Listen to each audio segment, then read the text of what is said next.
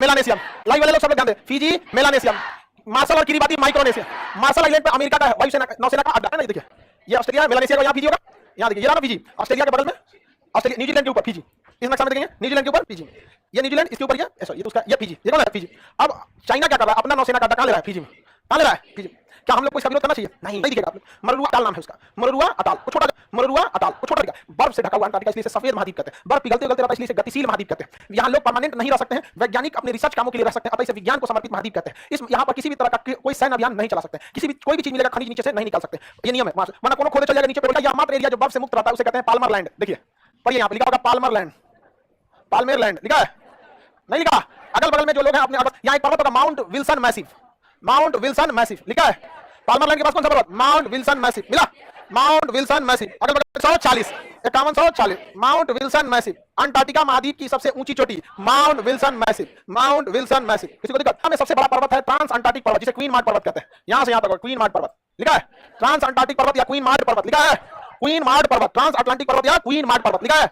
यह पर्वत, इसी पर्वत की सबसे ऊंची चोटी का नाम है विल्सन मैसिव। क्या नाम है? किंग कॉन्ग तुम्हारा नक्शा है, लघु अंटार्कटिक। अंटार्कटिका को तो आगे बांटने वाला क्वीन मार्ट पर्वत या ट्रांस अंटार्कटिक पर्वत। इधर वाला अंटार्कटिका बड़ा, इधर वाला अंटार्कटिका छोटा, समझ गया? बृहद अंटार्कटिका और लघु अंटार्कटिका। बृहद पता वैज्ञानिक सब अपना रिसर्च सेंटर डालते हैं, वहां ठंडे चीजों पे रिसर्च करते हैं कि कौन सा चीज ठंडे पे सही हो सकता है। मान लीजिए यहाँ का टेंपरेचर -85, कितना है? -50 सेल्सियस, -85 डिग्री। वोस्टक रिसर्च सेंटर किसका है? वोस्टक रिसर्च सेंटर नहीं क्या? श्री गंगोत्री और मैत्री, एकदम ऊपर खोपड़िया पे देखिए, एकदम ऊपर खोपड़िया पे दक्षिण गंगोत्री और मैत्री, भैया एकदम खोपड़िया पे। पट्टी के बाद भारती, एमरी हिमपट्टी लिखा है, वहां लिखा है भारती, एमरी हिमपट्टी का क्या लिखा है? भारती। ये तीनों रिसर्च सेंटर किसके हैं? भारत। दक्षिण गंगोत्री, मैत्री और भारती, ये किसके रिसर्च सेंटर? भारत। किसके हैं? भारत। यहाँ भारत के वैज्ञानिक क्या करते हैं? रिसर्च करते हैं। किंग कॉन्ग इधर देखो, वोस्टक, आइए मैत्री, भारती, दक्षिण गंगोत्री और मैत्री ऊपर है, ये भारतीय। सबसे नीचे देखिएगा ना, little America 1, little America 2, little America 3, little America 4, little America 5, सब नीचे मिलेगा एकदम, मिल गया? Little America 1, little America 2, little America 3, समझ गया क्या? नहीं मिला? ये रिसर्च है, इसने भी ठीक है नाम रखा है, लिटिल अमेरिका 1 2 3। आगे बढ़े, यह अमेरिका किसका है? अमेरिका का। किसी को कोई दिक्कत है? आगे बढ़ जाए। जहां लिटिल अमेरिका 1 लिखा है ना, वहीं पे लिखा होगा माउंट इरेबस, लिखा है माउंट इरेबस, लिखा है कि नहीं लिखा है? Mount Erebus, mount Erebus. Height बताएंगे आप लोग, माउंट इरेबस 3743, 3743। यह पूरा का पूरा पर्वत ज्वालामुखी है, इसमें से आग निकलता है धधकता हुआ, ज्वालामुखी पर्वत है। तो क्या अंटार्कटिका में ज्वालामुखी है? अंटार्कटिका में ज्वालामुखी है, लेकिन अंटार्कटिका में भूकंप नहीं।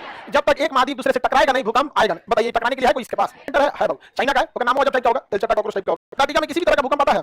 ज्वालामुखी, ज्वालामुखी आता है। ये नीचे भारत 9000 किलोमीटर, और यह दूरी बढ़ रही है, यह दूरी बढ़ रही है। इसका एक ही मतलब, या तो भारत ऊपर भाग रहा है या तो अंटार्कटिका नीचे भाग रहा है। अंटार्कटिका लेके अधीन आता है, किसके अंदर है? पृथ्वी विज्ञान मंत्र। और हम लोगों की जो शिक्षा है वो शिक्षा विभाग के अंदर में आती है। क्या कहलाती है? Palmer land. ये पर्वत क्वीन मार्ट या ट्रांस अटलांटिक पर्वत। यहाँ सबसे ऊंची चोटी माउंट विल्सन मैसिव, सबसे ऊंची चोटी माउंट विल्सन मैसिव। बैठ जाओ लोग, दो पाल्मर लैंड, ये जगह पे बर्फ नहीं जमा रहता। यहाँ पे लिटिल अमेरिका 1 2 3 4 अमेरिका के रिसर्च सेंटर है। हम लोग का दक्षिण गंगोत्री, मैत्री और भारती, दक्षिण गंगोत्री, मैत्री और भारत, ये पृथ्वी विज्ञान मंत्रालय के अधीन ये आते हैं। वोस्टक पूरा जगह बर्फ से ढका हुआ, क्या हो जाएगा? पिघलेगा। ग्लोबल वार्मिंग भरेगा तो पानी का लेवल क्या हो जाएगा? उड़ जाए। अब आप जाएगा परिस्थिति में आ जाता है, नॉर्वे फिनलैंड तो उत्तरी गोलार्ध में आ जाता है। यहाँ पर हो गया आपका उत्तरी गोलार्ध। उत्तरी गोलार्ध किधर? डेन, कौन सा? डेनमार्क। चलिए अब आप सब लोग नक्शा खोलिए, आइए। यहाँ पे आपको देखिएगा एक आइलैंड मिलेगा, सलवार आइलैंड मिल गया, सलवार आइलैंड मिल गया। इसी द्वीप, ये द्वीपों का समूह है। क्या है? द्वीपों का समूह। देखिए उसमें 2-4 द्वीप मिलेगा, झुंड में है, मिला? सलवार आइलैंड मिल गया। सलवार आइलैंड पे एक छोटा सा आइलैंड है जो आपको नक्शा में नहीं दिखेगा, छोटा सा, नाम है उसका स्पिट्सबर्गन। क्या नाम है? स्पिट्सबर्गन। क्या नाम है? स्पिट्सबर्गन। इस स्पिट्सबर्गन पर भारत ने अपना रिसर्च सेंटर भेजा है, उसका नाम है हिमाद्री। क्या नाम है? हिमाद्री। क्या नाम है? हिमाद्री। तो भारत का केवल उत्तरी गोलार्ध में रिसर्च सेंटर है कि दोनों गोलार्ध में? दोनों गोलार्ध। और भारत इस पे एक और छोड़ने वाला है, इंडिया यहाँ पर एक और छोड़ रहा है। कहाँ के लिए? अंटार्कटिका के लिए। तो IND से इंडिया, आर्कटिक, ये उत्तरी गोलार्ध है तो आर्कटिक, ARC इन डार्क। क्या नाम हो गया? इंड। ARC से आर्कटिक, IND से इंड, तो इन डार्क, समझ आ गया? दक्षिण गंगोत्री, मैत्री और भारती किस गोलार्ध पर? दक्षिण, हाँ दक्षिण। और इन डार्क कहाँ है? उत्तरी गोलार्ध पर। किस गोलार्ध पर? उत्तरी गोलार्ध वाला रिसर्च सेंटर, ये ONGC के अंडर में आता है। किसके अंडर में? ONGC। और दक्षिण वाला आता है पृथ्वी विज्ञान मंत्रालय। जब आप UPSC का एग्जाम देंगे ना, तो खखोल के क्वेश्चन पूछता है, जिसको आप लोग छोड़ के चले पूछेगा दक्षिण गंगोत्री, भारती या मैत्री में से किसी एक को उठाएगा, कहेगा कि यह कहां पर स्थित है? अंटार्कटिका। खत्म। और UPSC वाले में क्या कहेगा? सब आप ही को बता देगा। दक्षिण गंगोत्री, मैत्री, भारती, ये सभी शोध संस्थान दक्षिण गोलार्ध पे है, अंटार्कटिका में उपस्थित है। या भारत सरकार के किस मंत्रालय के अधीन काम करते हैं, उसका तरीका ही अलग हो जाता है। पुर्तगाल 17 मई 1498 को कहां आया था? केरल के कालीकट बंदरगाह। लेकिन झगड़ा किसके बीच? यूके और अर्जेंटीना के बीच। यूके सफेद महाद्वीप किसे कहते हैं? सबसे बड़ा मरुस्थल कौन है? अंटार्कटिका ही है। सहारा मरुस्थल तो उष्ण मरुस्थल है, ओवरऑल में सबसे बड़ा मरुस्थल सहारा, ये अंटार्कटिका। कोई यहाँ वनस्पति नहीं उग सकता है। सर्वाधिक औसत ऊंचाई वाला महाद्वीप। ओजोन छिद्र कहाँ देखने को मिला? पहला और दूसरा दोनों ओजोन छिद्र अंटार्कटिका में देखा गया। दोनों ओजोन छिद्र भर चुका है, कोई ओजोन में अब छिद्र नहीं। ये रॉकी, कौन पर्वत? रॉक। ये एंडीज पर्वत, कौन सा पर्वत? एंडीज पर्वत, याद रहेगा। अलास्का की मैकेंजी, माउंट मैकेंजी। अलास्का की सबसे ऊंची चोटी माउंट मैकेंजी। रॉकी की सबसे ऊंची चोटी Mount Elbert, Mount Elbert. Andes की सबसे ऊंची चोटी, एंडीज की सबसे ऊंची चोटी एकांकागुआ। अगर एकांकागुआ नहीं है तब ओजस डेल सेलाडो। अगर एकांकागुआ नहीं है तब ओजस डेल सेलाडो, ओजस डेल सेलाडो याद रहेगा। एकांकागुआ अर्जेंटीना में, एकांकागुआ अर्जेंटीना। एल्बर्ट अमेरिका में। अलास्का की सबसे ऊंची चोटी मैकेंजी, वो अलास्का में। ये 3 पर्वत यार, अब तो प्रैक्टिस कर लिया। एटलस पर्वत, अफ्रीका का ये पर्वत एटलस पर्वत। कौन सा पर्वत? यहाँ पर ड्रैकन्सबर्ग। कौन सा पर्वत है? ड्रैकन्सबर्ग। कौन पर्वत? ड्रैकन्सबर्ग। अफ्रीका में ड्रैकन्सबर्ग याद रहेगा। इसकी सबसे ऊंची चोटी किलिमंजारो, सबसे ऊंची चोटी किलिमंजारो। ऑस्ट्रेलिया में ये बता सकते हैं? बताइए कौन पर्वत? Great Dividing range. कौन सा पर्वत? ग्रेट डिवाइडिंग रेंज याद रहेगा। ग्रेट डिवाइडिंग रेंज कौन सा पर्वत? दक्षिणी आल्प्स, न्यूजीलैंड में। दक्षिणी न्यूजीलैंड, दक्षिणी आल्प्स बता देना आप लोगों को। न्यूजीलैंड में दक्षिणी आल्प्स। किसी को कोई दिक्कत नहीं है? ये कौन पर्वत? हिमालय के ऊपर जहाज जाती है। 2 रीजन, बहुत ज्यादा इसका हाइट है, इमरजेंसी के दौरान कहीं उतरने का जगह नहीं मिले। दूसरा, मौसम चेंज होने से अत्यधिक टर्बुलेंस, फाइटर जहाज जा सकता है। इस साइड में हिंदू कुश, भारत पाकिस्तान अफगानिस्तान पर हिंदू कुश। कौन सा पर्वत? हिंदू कुश पर्वत। कौन सा पर्वत? हिंदू कुश पर्वत। किसी को दिक्कत है तो बताइए। हिंदू कुश पर्वत, ये तीनों पर्वत जहां मिलते हैं उस जगह को कहते हैं पामीर। क्या कहेंगे? पामीर का पठार, पामीर का पठार। दुनिया रूफ ऑफ वर्ल्ड, दुनिया का छत Pamir. Drakensberg, Atlas, Great Dividing Range, दक्षिणी पामीर, ना हिंदू कुश, हिमालय, तियान सान। कौन सा है? तियान। आगे बढ़े, यूरोप चले। बड़ी पटांग पर्वत, रूस में बताइए। टोपी वाला सबसे ऊंची जो चोटी है माउंट एल्ब्रोज, माउंट एल्ब्रोज। वो इसको क्रॉस कर गई है और कहां चली गई है? रूस में। तो बताइए काकेशस की सबसे ऊंची चोटी माउंट एल्ब्रोज, माउंट एल्ब्रोज। और ये पूरे यूरोप की भी सबसे ऊंची चोटी, पूरे यूरोप की सबसे ऊंची चोटी माउंट एल्ब्रोज। समझा क्या? Mount Elbrus. यहीं फंसिएगा, कहते हैं माउंट इरेबस अंटार्कटिका, याद है? Mount Erebus. अब Mount Elbrus Europe, Mount Elbrus Europe. Europe के किस देश में? रूस। लेकिन वो किस पर्वत का हिस्सा? काकेशस है वो कहां पे? रूस। अब जैसे आप हिमालय देखिएगा, हिमालय का अधिकांश भाग या तो इंडिया में या तो चाइना में, लेकिन उसकी सबसे ऊंची चोटी माउंट एवरेस्ट नेपाल में है। समझा कि नहीं? उसकी जो ऊंची ऊंची चोटियां कहां है? नेपाल। वरना हिमालय तो म्यांमार में भी है, भूटान में है। द्वीपों को अलग कर रहा है। एशिया और यूरोप। अच्छा, जर्मनी में कौन पर्वत होता है? Black forest. जर्मनी में ब्लैक, जर्मनी में। स्विट्जरलैंड में आल्प्स, स्विट्जरलैंड में आल्प्स, स्विट्जरलैंड में। स्पेन और फ्रांस की सीमा पर पिरेनीज, स्पेन फ्रांस की सीमा पर पिरेनीज, स्पेन फ्रांस की सीमा पर पिरेनीज पर्वत, स्पेन फ्रांस की सीमा पर पिरेनीज पर्वत। बताइए ये पर्वत पिरेनीज, पिरेनीज पर्वत याद रहेगा। यूरोप का नक्शा।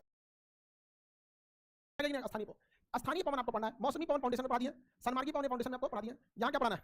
स्थानीय पवन। कौन सा पवन? स्थानीय। जब कोई भी हवा तेजी से चलने लगती है, गैसों में गति आ जाती है, हवा तेजी से चलती है, तो हम क्या कहते हैं? पवन। क्या कहेंगे? पवन। और व्यापारिक पछुआ पूर्व, व्यापारिक पछुआ। इसमें आते हैं मौसमी पवन, अलग अलग मौसम में आने वाले पवन है, जैसे मानसून है, समीर है, पर्वतीय समीर है, घाटी है, इस सब है। स्थानीय पवनों के बारे में देखते हैं। कौन सी पवन? देखिए, सनमार्गी पवन व्यापारिक पछुआ पूर्वाई से फाउंडेशन में पढ़ना है, मौसमी पवन फाउंडेशन में पढ़ना है। लोकल विंड, लोकल विंड ऐसी हवाओं को कहते हैं जो इस किसी स्थान विशेष पर चलती है, उसी स्थान पर उसको जाना जाता है, उसे हम स्थानीय पवन कहते हैं। स्थानीय पवनों को 2 कैटेगरी में बांट सकते हैं, या तो वो गर्म होगा या तो वो ठंडा होगा, गर्म होगा या तो फिर ठंडा होगा। स्थानीय पवनों कितने भाग बांट सकते हैं? 2 भाग में कहा जाता है। यहाँ रॉकी पर्वत है, यहाँ अपलेशियन पर्वत है, रॉकी और अपलेशियन। यहाँ बीच में घास का मैदान है, जिस घास का नाम होता है प्रेयरी घास। क्या नाम है? प्रेयरी घास। ये प्रेयरी घास पूरी तरह से बर्फ से जम जाता है, बर्फ जम जाता है तो इस घास को कोई खा नहीं पाता है। जब इस घास को लोग नहीं खा पाते हैं जानवर, तो बड़ा दिक्कत होता है उन लोग को खाने के लिए। तो यहाँ एक गर्म हवा चलती है लूह के जैसे, उसका नाम है चिनूक। तो चिनूक हवा जो चलती है, जो इस चारागाह को, चिनूक हवा इस चारागाह को क्या करती है? बर्फ से मुक्त कर देती है, इसलिए इसे आइस हीटर कहते हैं। आइस बर्फ तोड़ने वाली हवा, आइस हीटर किसे कहा जाता है? Ice heater, ice heater Chinook. समझ गया? यहाँ पे क्या है? गिनी। गिनी में ठंड के दिन में हवा जाती है, उसका नाम है आपका यहाँ पे हरमेंटन। क्या नाम है? गिनी तट पर ठंडी के दिन में एक हवा जाती है जिसका नाम है हरमेंटन। में एक हवा जाती है जिसका नाम है हरमेंटन। यह हवा बहुत ही गर्म होती है, हवा जाती है गर्म। अब आप बताइए, आपको ठंडी के दिन में अगर गर्म कहा जाता है, डॉक्टर पवन, पूरी बीमारी डॉक्टर विन या डॉक्टर पवन के नाम से जाना जाता है। समझ गया? अब देखिएगा ना, एक इटली, इसी के ऊपर है स्विट्जरलैंड। इटली और स्विट्जरलैंड में भयानक बर्फ जमी रहती है, भयानक बर्फबारी होती है। उसी दौरान यहाँ सहारा मरुस्थल से एक हवा जाती है जिसका नाम है सिरोको। कौन सी हवा? सिरोको। लेकिन सिरोको की एक खराबी, जब ये सहारा मरुस्थल से उड़ रही होती है तो अपने साथ बालू उठा ले जाती है, अपने साथ क्या उठा ले जाती है? बालू लेके चली जाती है। और जब ये सागर, बताइए इटली के नीचे कौन सा सागर होगा? भूमध्य सागर। यूरोप के नीचे कौन सा सागर है? भूमध्य।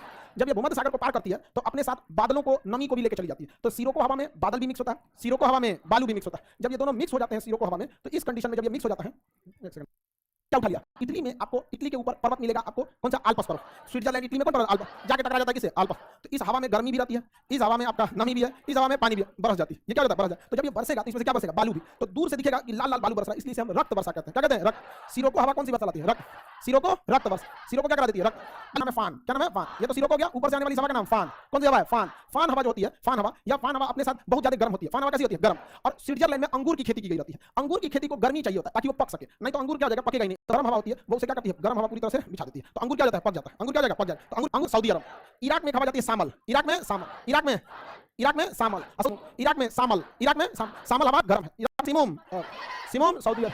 लू, भारत। भारत में क्या बहेगा? लू। समझा कि नहीं? लू कहाँ बहेगा? Bharat. Brick feeder Australia, brick feeder Australia, brick feeder Australia. Nor'wester New Zealand. कोई कहे कि बीए किया हो तो कहिएगा नहीं नहीं, बीए किया हो नहीं नहीं। तो बी से ब्रिक फीडर, ए से ऑस्ट्रेलिया, बीए किए हैं नहीं नहीं, न से नॉर्वेस्टर, न से New Zealand, nor'wester New Zealand, nor'wester nor'wester, brick feeder, brick feeder, brick feeder, nor'wester nor'wester. कोई दिक्कत नहीं किसी को? आगे नहीं, न से नॉर्वेस्टर, न से न्यूजीलैंड, न से नॉर्वेस्टर, न से New Zealand, nor'wester New Zealand, nor'wester nor'wester, Chinook nor'wester, brick feeder, brick feeder, nor'wester, फान स्विट्जरलैंड, फान फान, ब्रिक फीडर, नॉर्वेस्टर, लू, डॉक्टर पवन, डॉक्टर पवन हार्मेंटन, डॉक्टर पवन हार्मेंटन, अंगूर के लिए रक्त वर्षा। तुम आइसिडर, चिनूक, तुम बताओ नॉर्वेस्टर, बीच में कोई नहीं बोलेगा। तुमरो सामत आया है, ब्रिक फीडर, नॉर्वेस्टर। कोई दिक्कत नहीं ना? ये सब गर्म हवाएं हैं जो एक खास स्थान पर ही बहती है। जैसे चिनूक अमेरिका के बाहर नहीं है। लू अब जाके जापान में गई, लूना ठंडी हवा में पहला Pampero Argentina, Pampero Argentina, Mistral Spain, Mistral Spain, उसके बाद बोरा इटली या तुर्की के पास, बोरा इटली बोरा, उसके बाद blizzard Australia, Siberia, blizzard blizzard blizzard, Bora Italy, Mistral Spain, Pampero Argentina, Pampero Pampero Argentina. ये ठंडी हवाएं। भारत में कहेंगे तो शीतलहर, भारत में भारत में शीतलहर। आप लोग लगा दीजिएगा, वही गलत रहेगा। ब्लिजार्ड देता है कनाडा लिख के, जबकि ब्लिजार्ड कहाँ है? ब्लिजार्ड कहाँ है? साइबेरिया, रूस का इधर का भाग क्या गलत है? Pampero Pampero Argentina. किसी को दिक्कत नहीं ना? पेम्पेरो याद हो गया? सामल, simoom, brickfielder, nor'wester, harmattan, blizzard, blizzard, chinook, साधा नक्शा लगा। उसके बाद अटलांटिक महासागर, कौन सा महासागर? अटलांटिक। इसके बाद हिंद महासागर, इंडियन ओशियन, 3 महासागर देख लिए। उसके बाद आर्कटिक महासागर, कौन सा महासागर? आर्कटिक महासागर, कौन सा महासागर? उसके बाद दक्षिणी महासागर, इसे अंटार्कटिक या दक्षिणी महासागर कहते हैं, अंटार्कटिक या दक्षिणी महासागर कहते हैं, अंटार्कटिक या दक्षिणी। ये महासागर को टच करता है। यहाँ प्रशांत को टच किया, अटलांटिक को टच किया, हिंद महासागर को टच। एक्चुअल में ये टच नहीं करता, इन्हीं तीनों का पानी बड़ा महासागर। उसके बाद अटलांटिक, हिंद महासागर, याद रहेगा ना? आर्कटिक महासागर, दक्षिणी प्रशांत। इतना बड़ा है ना कि नेविगेशन में भी दिक्कत होगा। पता चला कोई हम प्रशांत महासागर में डूब रहे हैं, दूर अटलांटिक को क्या कहते हैं? उत्तरी और दक्षिण, उत्तरी और दक्षिणी अटलांटिक में बांट देते हैं। समझा कि नहीं? अध्ययन की सुविधा के लिए इस हिसाब से अब सागर गिनिए। प्रशांत 2 भाग में बढ़ गया, 1 2 3 4 5 6 7 समुद्र पार में महासागरों का वह भाग जो जमीन से टच होता है उसे हम सागर या सीमांत सागर कहते हैं। क्या कहते हैं? सीमांत। जैसे हिंद महासागर का वह भाग जो ईरान से टच होता है, फारस की खाड़ी। हिंद महासागर का वह सागर जो ओमान से टच होता है, ओमान की खाड़ी। हिंद महासागर का वह भाग जो या अरब से टच होता है, अरब सागर। जो लक्षद्वीप से हुआ, लक्षद्वीप सागर। अंडमान से हुआ तो अंडमान की अंडमान सागर, या बंगाल की खाड़ी, या लाल सागर, भूमध्य सागर, काला सागर, मरमरा सागर, एजोब सागर, बिस्के की खाड़ी, इंग्लिश चैनल, उत्तर सागर, बाल्टिक सागर। तो सागर क्या है? महासागरों का वह भाग जो भूमि से टच हो जाता है। महासागरों का वह भाग भूमि से टच, उसे क्या कहते हैं? क्या महासागर भूमि से टच होता है? नहीं, महासागर भूमि से टच नहीं। क्या महासागरों की कोई तट होता है? नहीं। तट होगा तो उसका समुद्र का नाम पड़ जाएगा वहां पे। समझा कि 5 महासागर। तो उत्तरी सागर एकदम कोना में जाके देखेंगे, चूकी सागर। यहाँ पे चूकी सागर, साइबेरिया सागर, लेप्टेप सागर, 3 सागर लाइन से मिलेंगे। चूकी सागर, साइबेरिया सागर, लेप्टेप सागर। अगर पॉलिटिकल में नहीं मिला तो चूकी सागर, साइबेरिया सागर, लेप्टेप सागर। मिला बाबू? कौन सागर है? कारा, काला नहीं, कारा, कारा, बेरेंट सागर। कारा के बगल में बेरेंट सागर, सब बेरेंट सागर। कारा के बगल में बेरेंट सागर। मिल गया कि नहीं मिला? चूकी साइबेरिया सागर, लेप्टेप सागर, कारा सागर, बेरेंट सागर। अच्छा ये बताइए, जब हम रूस पढ़ा रहे थे तो आपको बताया था कि रूस के यहाँ पर एक सागर जिसका नाम है सफेद सागर, पढ़ा था ना? तो देखिए वर्ल्ड नक्शा में दिख रहा है सफेद सागर, सफेद सागर दिखा, सफेद सागर लिखा। अब अगर ग्रीनलैंड के बगल मिलेगा, ग्रीनलैंड के पास ग्रीनलैंड सागर, ग्रीनलैंड के पास ग्रीनलैंड सागर, ग्रीनलैंड के पास नहीं मिला। अगर फिजिकल में नहीं मिला, इसके इधर ग्रीनलैंड और इसके इधर बफिन की खाड़ी। कौन सी खाड़ी? बफिन की। ग्रीनलैंड के दूसरे ओर बफिन की खाड़ी मिल गया। कौन सी? हडसन की खाड़ी। कौन सी खाड़ी? हडसन। ये तो बड़ी सी खाड़ी मिल जाएगी, हडसन की खाड़ी मिल गया। कौन सी खाड़ी? हडसन की खाड़ी। उसे खाड़ी नहीं लिखता है, अभी वो सागर लिख देता है। देखिए मेरे सब ध्यान दीजिए, ऊपर में अमनसन की खाड़ी लिखा है। हाँ अमन बिफोर सागर मिल गया। अमनसन की खाड़ी मेरी ध्यान दीजिए, ये हडसन की खाड़ी है, इसके जस्ट ऊपर अमनसन की खाड़ी, हडसन की खाड़ी के जस्ट ऊपर अमन, इधर बिफोर सागर। कौन सागर? कौन सागर? बिफोर। बताइए इधर देखिए तो नहीं मिला। फटाफट लिख दिया करो, नहीं मिला। ग्रीनलैंड के पूरा में, ग्रीनलैंड, ग्रीनलैंड के पूरा में। समझा कि नहीं? हमेशा जब भी देखिए मेरी ध्यान से समझिए, तो ग्रीनलैंड सागर इधर बफिन की खाड़ी, कनाडा में हडसन की खाड़ी, ऊपर में अमनसन की खाड़ी, आउटसाइड में बिफोर सागर। कौन सागर? बिफोर सागर। कौन सागर? बिफोर सागर। समझो, चूकी सागर, लेप्टेप सागर, कारा सागर, बेरेंट सागर, सफेद सागर, ग्रीनलैंड सागर, बफिन की खाड़ी, हडसन की खाड़ी, अमनसन सागर, बिफोर सागर। अमनसन की खाड़ी सुना देंगे? चूकी सागर, साइबेरिया सागर, लेप्टेप सागर, कारा सागर, बेरेंट सागर, सफेद सागर, ग्रीनलैंड सागर, बफिन की खाड़ी, हडसन की खाड़ी, अमनसन की खाड़ी, ब्यूपोर्ट सागर। बिफोर साइबेरिया सागर, लेप्टेप सागर, कारा सागर, बेरेंट सागर, सफेद सागर, ग्रीनलैंड सागर, बफिन की खाड़ी, हडसन की खाड़ी, अमनसन सागर, बिफोर सागर। अमनसन की खाड़ी सुना देंगे? जल संधि कौन सा जी? डेविस जल संधि। जल संधि लेब्राडोर की, लेब्राडोर सागर, डेविस जल संधि लेब्राडोर सारगैसो सागर, डेविस जल संधि लेब्राडोर सागर सारगैसो सागर। ये आपको वर्ल्ड के नक्शे में अगर नहीं, में कोई सागर नहीं, एक्चुअली सारगैसो। अब जितने दूर में वो शैवाल पाया जाता है ना, उस समुद्र का नाम है सारगैसो सागर। ये शैवाल दुनिया के सबसे लंबे शैवाल होते हैं जिनकी लंबाई लगभग 100 फीट होती है। छोटी जहाजों को इस एरिया से जाने की अनुमति नहीं दी जाती, वरना उनका जो नीचे का प्रोपेलर होता है घूमने वाला, उसी में वो फंस जाएगा, फिर जहाज का इंजन काम करना छोड़ देगा, वहीं पर फंसे रह जाएंगे। जहाज तो पलटती नहीं है, अगर कोई तूफान नहीं आया तब वहीं रह जाती है। तो यह एक ऐसा सागर है जिसका कोई समुद्री तट नहीं है। ये यूपीएससी सीडीएस का क्वेश्चन पूछा है, तट विहीन सागर सारगैसो सागर। टाइटैनिक जहाज इसी में डूबी थी, किस सागर में? सारगैसो। टाइटैनिक जहाज को डुबाने वाली धारा थी लेब्राडोर की ठंडी जलधारा। लेब्राडोर की सागर से आने वाली हवाएं यहां से जितनी समुद्री जलधारा आती है इतनी ठंडी होती है कि बर्फ को जमा देती हैं। तो बर्फ जम गया था, टाइटैनिक का कैप्टन लेकर ठोक दिया बर्फ में। कौन सी जल संधि? डेविस जल संधि। डेविस जल संधि के बाद लेब्राडोर, और ये सारगैसो। कौन सा? सारगैसो। ये मैक्सिको की खाड़ी, कैरेबियन सागर, मैक्सिको की खाड़ी, कैरेबियन सागर, मैक्सिको की खाड़ी, कैरेबियन सागर, याद रहेगा ना? मैक्सिको कहते हैं। डेविस जल संधि लेब्राडोर सागर, सारगैसो सागर, मैक्सिको की खाड़ी, कैरेबियन सागर, नॉर्वेजियन सागर, कैरेबियन सागर, नॉर्वेजियन सागर, नॉर्वे के पास नॉर्वेजियन, नॉर्वे के पास नॉर्वेजियन सागर, नॉर्वे के पास नॉर्वेजियन सागर, नॉर्वे के पास नीचे उत्तर सागर, नॉर्वेजियन सागर के नीचे उत्तर, नॉर्वेजियन सागर के नीचे कौन सा सागर बाबू? नॉर्वेजियन सागर के बाद नॉर्वेजियन सागर क्या रहेगा? बाल्टिक। कौन सा सागर? बाल्टिक, याद रहेगा। डेविस जल संधि लेब्राडोर सागर, सारगैसो सागर, मैक्सिको की खाड़ी, कैरेबियन सागर, नॉर्वेजियन सागर, उत्तर सागर, बाल्टिक सागर, बाल्टिक सागर। यहाँ पर इंग्लिश चैनल, कौन चैनल? English channel. यूरोप का नक्शा खोलेंगे तो उसमें इजी मिल जाएगा, English channel, Europe English channel. उसके नीचे बिस्के की खाड़ी, इंग्लिश चैनल के नीचे बिस्के की खाड़ी, इंग्लिश चैनल के नीचे बिस्के की। सुनाएंगे आप लोग? जल संधि लेब्राडोर सागर, सारगैसो सागर, मैक्सिको की खाड़ी, कैरेबियन सागर, नॉर्वेजियन सागर, उत्तर सागर, बाल्टिक सागर, इंग्लिश चैनल, बिस्के की खाड़ी, भूमध्य सागर, इजियन सागर, इधर सागर, कारा सागर, बेरेंट सागर, सफेद सागर, इंडियन सागर, पकिन की खाड़ी, हडसन की खाड़ी, अमुंडसन की खाड़ी, ब्यूफोर्ट सागर। डेविस जल संधि लेब्राडोर सागर, सारगैसो सागर, मैक्सिको की खाड़ी, कैरेबियन सागर, नॉर्वेजियन सागर, उत्तर सागर, बाल्टिक सागर, इंग्लिश चैनल, बिस्के की खाड़ी, बिस्के की खाड़ी। जल संधि दुनिया की सबसे चौड़ी जल संधि डेविस। हाँ, ये लेब्राडोर सागर, सारगैसो सागर, मैक्सिको की खाड़ी, कैरेबियन सागर, नॉर्वेजियन सागर, उत्तर सागर, बाल्टिक सागर, इंग्लिश चैनल, बिस्के की खाड़ी, भूमध्य सागर। मिल गया ना भूमध्य सागर? चलिए अब इसमें हम लोग देखते हैं, यह ना नॉर्वेजियन सागर। कौन सागर? नॉर्वेजियन सागर, उत्तर सागर, बाल्टिक सागर, इंग्लिश चैनल, बिस्के की खाड़ी, भूमध्य सागर। भूमध्य सागर मिल गया? नंबर देखिए, भूमध्य सागर में कितना नंबर लिखा हुआ है? इसके बगल में ये सागर का नाम है एड्रियाटिक सागर, और वेनिस शहर को एड्रियाटिक की रानी कहते हैं, बता देना। एड्रियाटिक सागर, उसके नीचे इजियन सागर। देखिए एड्रियाटिक सागर, उसके नीचे इजियन सागर, एड्रियाटिक के नीचे इजियन। मिल गया एड्रियाटिक? नहीं मिला? नहीं मिला तो यूरोप, मिला तो यूरोप में मिलेगा। एड्रियाटिक सागर के नीचे इजियन सागर, एड्रियाटिक के नीचे इजियन। नहीं लिखा तो हाथ से लिख दीजिए, इजियन, इजियन सागर। ये बड़ा वाला सागर कौन होगा बाबू? काला सागर। ये बड़ा वाला, और ये बड़ा वाला काला सागर। यहाँ पे देखिए यूरोप में ही रहिएगा, कहाँ है? यूरोप, यूरोप में ही रहिएगा। मेरी ध्यान दीजिए, काला सागर आपको मिल गया, यूरोप के नक्शा में देखिए काला सागर, एजोब सागर मिल गया। काला सागर के ऊपर में एजोब सागर, काला सागर के ऊपर एजोब सागर मिल गया। अच्छा, इसके नीचे में मरमरा सागर, नीचे में मरमरा सागर, नीचे में मरमरा, काला सागर के ऊपर एजोब सागर, नीचे काला सागर, मरमरा सागर, एजोब सागर और मरमरा। नहीं मिला?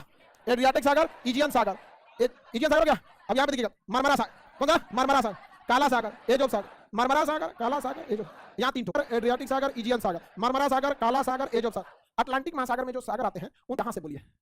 डेविस जल संधि लेब्राडोर सागर, सारगैसो सागर, मैक्सिको की खाड़ी, कैरेबियन सागर, नॉर्वेजियन सागर, उत्तर सागर, बाल्टिक सागर, इंग्लिश चैनल, बिस्के की खाड़ी, भूमध्य सागर, एड्रियाटिक सागर, इजियन सागर, मरमरा सागर, काला सागर, एजोब सागर। याद है कि नहीं? आपसे एजोब सागर, काला सागर, मरमरा सागर, इजियन सागर, एड्रियाटिक सागर, भूमध्य सागर, बिस्के की खाड़ी, इंग्लिश चैनल, बाल्टिक सागर, उत्तर सागर, नॉर्वेजियन सागर, कैरेबियन सागर, मैक्सिको की खाड़ी, सारगैसो सागर, लेब्राडोर सागर, डेविस जल संधि, ब्यूफोर्ट सागर, अमुंडसन की खाड़ी, हडसन की खाड़ी, बफिन की खाड़ी, ग्रीनलैंड सागर, सफेद सागर, बेरेंट सागर, काला सागर, लेप्टेप सागर, साइबेरिया सागर, चुकी सागर। याद है आप लोगों को? बढ़िया। सेंट हेलेना की खाड़ी, वाल्विस की खाड़ी, गिनी की खाड़ी, वाल्विस की खाड़ी और सेंट हेलेना की खाड़ी, तीन खाड़ियां मिलेगा। अगर आपको एक ही मिला तो वाल्विस की खाड़ी, सेंट हेलेना की खाड़ी, गिनी की खाड़ी, वाल्विस की खाड़ी, सेंट हेलेना की खाड़ी। अफ्रीका का नक्शा खोलो, नंबर पेज, वाल्विस की खाड़ी, सेंट हेलेना की खाड़ी मिल गया।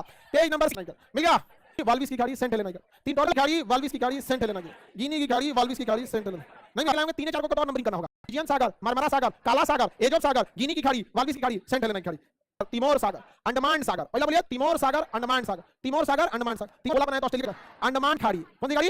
ये छोटका अंडमान सागर, बड़का बंगाल की, इधर छोटका लक्षद्वीप सागर, बड़का अरब सागर, इधर छोटका लक्षद्वीप, भारत के एक साइड में लक्षद्वीप है तो उधर लक्षद्वीप सागर, अब बड़का अरब सागर, भारत की दूसरी ओर अंडमान निकोबार, अंडमान सागर और बंगाल की खाड़ी। हो गया कि नहीं हो गया? किसी को दिक्कत? तिमोर सागर, अंडमान सागर, बंगाल की खाड़ी, लक्षद्वीप सागर, अरब सागर, लक्षद्वीप सागर के बाद अरब। बोलिए तिमोर सागर, अंडमान सागर, लक्षद्वीप, भारत के एक साइड में लक्षद्वीप है तो उधर लक्षद्वीप सागर, अब बड़का अरब सागर, भारत की दूसरी ओर अंडमान निकोबार, अंडमान सागर और बंगाल की खाड़ी। हो गया? मिलेगा कि नहीं? नहीं अरब सागर, ओमान की खाड़ी, फारस की खाड़ी, लक्षद्वीप सागर। अच्छा यहाँ कौन सा होगा बताइए? तो ये अंडमान सागर, इधर अंडमान सागर, बंगाल की खाड़ी, कौन सी खाड़ी? अदन की खाड़ी, लाल सागर, अदन की खाड़ी, लाल सागर, अदन की खाड़ी और लाल सागर, अदन की खाड़ी, अदन की खाड़ी, लाल सागर, अदन की खाड़ी, लाल। मोजाम्बिक चैनल, कौन चैनल? मोजाम्बिक। नीचे होगा अफ्रीका के पास मोजाम्बिक चैनल। ऑस्ट्रेलिया के नीचे भूगोल की खाड़ी, भूगोल की खाड़ी, ऑस्ट्रेलिया के नीचे भूगोल की लिखा है। सागर, अंडमान सागर, बंगाल की खाड़ी, लक्षद्वीप सागर, अरब सागर, ओमान की खाड़ी, फारस की खाड़ी, अदन की खाड़ी, अल सागर, मोजाम्बिक चैनल, इंग्लिश भूगोल की आप खड़े जी, तुम बता तुम। सागर, साइबेरिया सागर, लेप्टेप सागर, कारा सागर, बेरेंट सागर, सफेद सागर, ग्रीनलैंड सागर, पपिन की खाड़ी, हडसन की खाड़ी, अमंडसन की खाड़ी, ब्यूपोर्ट सागर, रेडी सागर, लेब्राडोर सागर, मैक्सिको की खाड़ी, नॉर्वेजियन सागर, उत्तर सागर, बाल्टिक सागर, इंग्लिश चैनल, बिस्के की खाड़ी, मुहद्द सागर, एड्रियाटिक सागर, इजियन सागर, मरमरा सागर, काला सागर, एजोब सागर, गिनी की खाड़ी, बाल्बिस की खाड़ी, सेंट हेलेना की खाड़ी, तिमोर सागर, अंडमान सागर, बंगाल की खाड़ी, लक्षद्वीप सागर, अरब सागर, ओमान की खाड़ी, फारस की खाड़ी, अदन की खाड़ी, लाल सागर, मोजाम्बिक चैनल, भूगोल की खाड़ी वाला द्वीप याद है, बास जल संधि उस तस्मानिया द्वीप को अलग किया था, तो यहाँ पे कौन सागर होगा? तस्मान सागर। कितना नंबर है? 45 सागर। आपको लिखेगा नहीं, मेलानेशियन सागर, मेलानेशियन सागर अपने से लिखना पड़ेगा आपको, मेलानेशियन सागर, तस्मान सागर के ऊपर मेलानेशियन सागर, तस्मान के ऊपर मेरी देखिए नीचे वाला यहाँ एक कोरो सागर, कोरो उसको भी लिखना पड़ेगा, कोरो, और उसके ऊपर होगा कोरल, कोरल तो लिखा होगा, कोरो लिखना होगा, ये नहीं लिखा होगा आपको लिखना होगा, क्योंकि दुनिया का सबसे बड़ा प्रवाल यानी coral, great barrier reef Australia में है, वो तो लिखा ही होगा, याद रहेगा। ये नेक्स्ट बीपीएससी आ रहा है, ये सागर अगर कोरल सागर, कोरल सागर, रोमन सागर, ऑस्ट्रेलिया का नक्शा खोलिए पड़ेगा, कोरल सागर लिखा होगा, इसके ऊपर पढ़ेंगे सोलोमन सागर, सोलोमन सागर, उसके ऊपर देखेंगे पहले बिस्मार्क में पढ़िए, बिस्मार्क सागर, इधर जाके देखेंगे यहाँ पर मिलेगा आरापुरा सागर, आरापुरा सागर, आरापुरा सागर, मिलान सागर, मेलानेशियन सागर, कोरो सागर, कोरल सागर, सोलोमन सागर, बिस्मार्क सागर, आरापुरा सागर, बिस्मार्क सागर में अरब, ये सागर कोरल सागर, सोलोमन सागर, बिस्मार्क सागर, आरापुरा है, तस्मान सागर, मेलानेशियन सागर, कोरो सागर, कोरल सागर, सोलोमन सागर, बिस्मार्क सागर, आरापुरा सागर, ओके ना। आरापुरा सागर तक लिखेंगे, सागर, कोरो सागर, कोरल सागर, सोलोमन सागर, बिस्मार्क सागर, आरापुरा सागर, तस्मान सागर, मेलानेशियन सागर, कोरो सागर, कोरल सागर, सोलोमन सागर, बिस्मार्क सागर, आरापुरा सागर, ओके ना। आरापुरा सागर तक क्लियर। बांडा सागर, कौन सागर? बांडा सागर मिल गया। 73 पेज नंबर पर इंडोनेशिया के पास जावा सागर, कौन सागर? जावा सागर, सब लोग देखिए, जावा सागर, बांडा सागर, जावा सागर मिल गया, जावा सागर। इधर देखेंगे सेलेविस सागर, जावा सागर के ऊपर पढ़िए, सेलेविस सागर, जावा सागर के ऊपर सेलेविस सागर, जावा के ऊपर, जावा के ऊपर कोई दिक्कत नहीं, कौन याद है? थाईलैंड के नीचे थाईलैंड की खाड़ी, चाइना के नीचे दक्षिणी चीन सागर, दक्षिणी चीन सागर, यहाँ पे देखिए तो फिलीपीन के पास फिलीपीन सागर, आइए देखिए पहले इधर देख लीजिए, सब लोग देखिए, थाईलैंड के नीचे थाईलैंड की, चाइना के नीचे दक्षिणी चीन सागर, फिलीपीन के पास फिलीपीन की, चाइना के पूर्व में पूर्वी चीन सागर, यहाँ पे पीला सागर, ये सब तो बड़का बड़का इजी मिलेगा, बड़का बड़का सागर बहुत इजी मिल जाता है। चीन सागर मिला, दक्षिणी चीन सागर के फिलीपीन सागर, कौन सागर? फिलीपीन सागर मिल गया। उसके ऊपर सबको मिल गया पूर्वी चीन सागर, पूर्वी चीन सागर, कौन सा सागर? सबको मिला कि नहीं मिला? पीला सागर। किसी को दिक्कत? ट्राइकोडेस्मियम इरिथ्रियम नामक सवाल की वजह से होता है, जो इसके नीचे लाल रंग का सवाल, सागर से हमेशा वो क्वेश्चन पूछता है, सागर के ये कौन सी खाड़ी? थाईलैंड की खाड़ी, ये दक्षिणी चीन सागर, फिलीपीन सागर, पूर्वी चीन सागर, पीला सागर मिल गया, पीला सागर, ये जापान सागर, पीला सागर के ऊपर जापान, देखिए पीला सागर के ऊपर ओकोटस सागर और बेरिंग सागर, ओकोटस सागर और बेरिंग सागर, ओकोटस की खाड़ी लिखा होगा, ओकोटस, अरे वो तस्मान पढ़िए, यहाँ सामने देखिए, वो तस्मान सागर, मेलानेशियन सागर, ऐसे तस्मान सागर, मेलानेशियन सागर, कोरो सागर, कोरल सागर, सोलोमन सागर, बिस्मार्क सागर, आरापुरा सागर, बांडा सागर, जावा सागर, सेलेविस सागर, थाईलैंड की खाड़ी, दक्षिणी चीन सागर, फिलीपीन सागर, पूर्वी चीन सागर, पीला सागर, जापान सागर, ओकोटस सागर, बेरिंग की खाड़ी, कौन सी? बेरिंग सागर, अलास्का की खाड़ी, कौन सी खाड़ी? अलास्का की खाड़ी, कौन सी खाड़ी? अलास्का, यहाँ कैलिफोर्निया की खाड़ी, अलास्का के बाद कैलिफोर्निया की खाड़ी, अलास्का की खाड़ी के बाद कैलिफोर्निया की खाड़ी, अलास्का की खाड़ी, कैलिफोर्निया की खाड़ी, कितने की खाड़ी? अलास्का की खाड़ी के बाद कैलिफोर्निया की खाड़ी, पूरी कोना में मिलेगा रॉस सागर, एकदम इस सागर, रॉस सागर के बगल में डेविस सागर, रॉस सागर के बगल में डेविस सागर, रॉस सागर के बगल में डेविस सागर, रॉस के बगल में मिल गया, भारत के नीचे होगा डेविस सागर, रॉस के बगल में डेविस सागर, सबको मिला कि नहीं मिला? डेविस सागर, रॉस सागर के बाद इधर आके देखेंगे वेडल सागर, यहाँ मिलेगा वेडल सागर, ये क्वेश्चन पूछा हुआ है वेडल सागर से, याद रखिएगा, प्रीवियस क्वेश्चन में ये वेडल सागर मिल गया, यहाँ पे बगल में कौन सागर? वेडल सागर, रॉस सागर, डेविस सागर, वेडल सागर, रॉस सागर, डेविस सागर, वेडल सागर, रॉस सागर, डेविस, कहाँ है? ऑप्शन में था ऑस्ट्रेलिया, सही था, सही ऑप्शन ऑस्ट्रेलिया सही था। कौन सा सागर है जिसका कोई समुद्री तट नहीं है? सारगेस, सारगेस, यही क्वेश्चन पूछेगा आप लोग। वेडल सागर कहाँ है? अंटार्कटिका, वेडल सागर, रॉस सागर, वेडल सागर के ऊपर देखेंगे स्कॉर्सिया सागर, वेडल सागर के ऊपर स्कॉर्सिया सागर, वेडल सागर के बाद क्या मिलेगा? स्कॉर्सिया सागर, वेडल सागर के पास स्कॉर्सिया सागर मिल गया, वेडल सागर के पास स्कॉर्सिया सागर, वेडल सागर के पास स्कॉर्सिया सागर मिल गया, कौन सागर? स्कॉर्सिया सागर, शुरू से बोलिए, डेविस सागर, वेडल सागर, स्कॉर्सिया सागर, रॉस सागर, डेविस सागर, वेडल सागर, स्कॉर्सिया सागर, अमंडसन सागर मिल गया, अमंडसन सागर, सब लोग देखिए मिला कि नहीं मिला?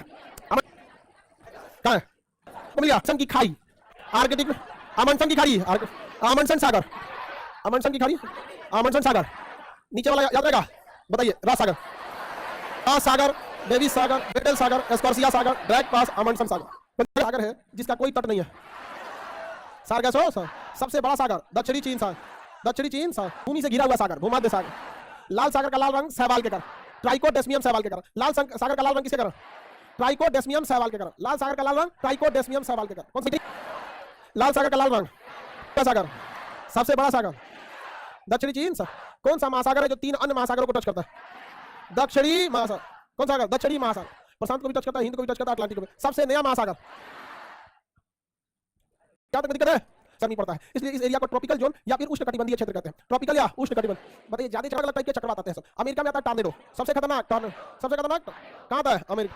टॉर्नेडो, ये टॉर्नेडो बहुत खतरनाक होता है। ये ऊपर बादल से जुड़ा होता है और नीचे भूमि से जुड़ा होता है। नीचे कैसे जुड़ जाता है? भूमि से, एकदम ऐसे होता है। कैरेबियन सागर, hurricane, tornado, tornado, hurricane, Caribbean सागर, हरिकेन, कैरेबियन सागर में। टाइफून, चीन सागर, टाइफून चीन। Willy willy, Australia, willy willy सबसे खतरनाक टाइफून चीन। Willy willy, Australia, willy willy सबसे खतरनाक, सबसे खतरनाक, इससे खतरनाक कोई नहीं था। नीलम भारत, बंगाल। साइक्लोन, नरगिस बांग्लादेश, ये सब बांग्लादेश में आता है।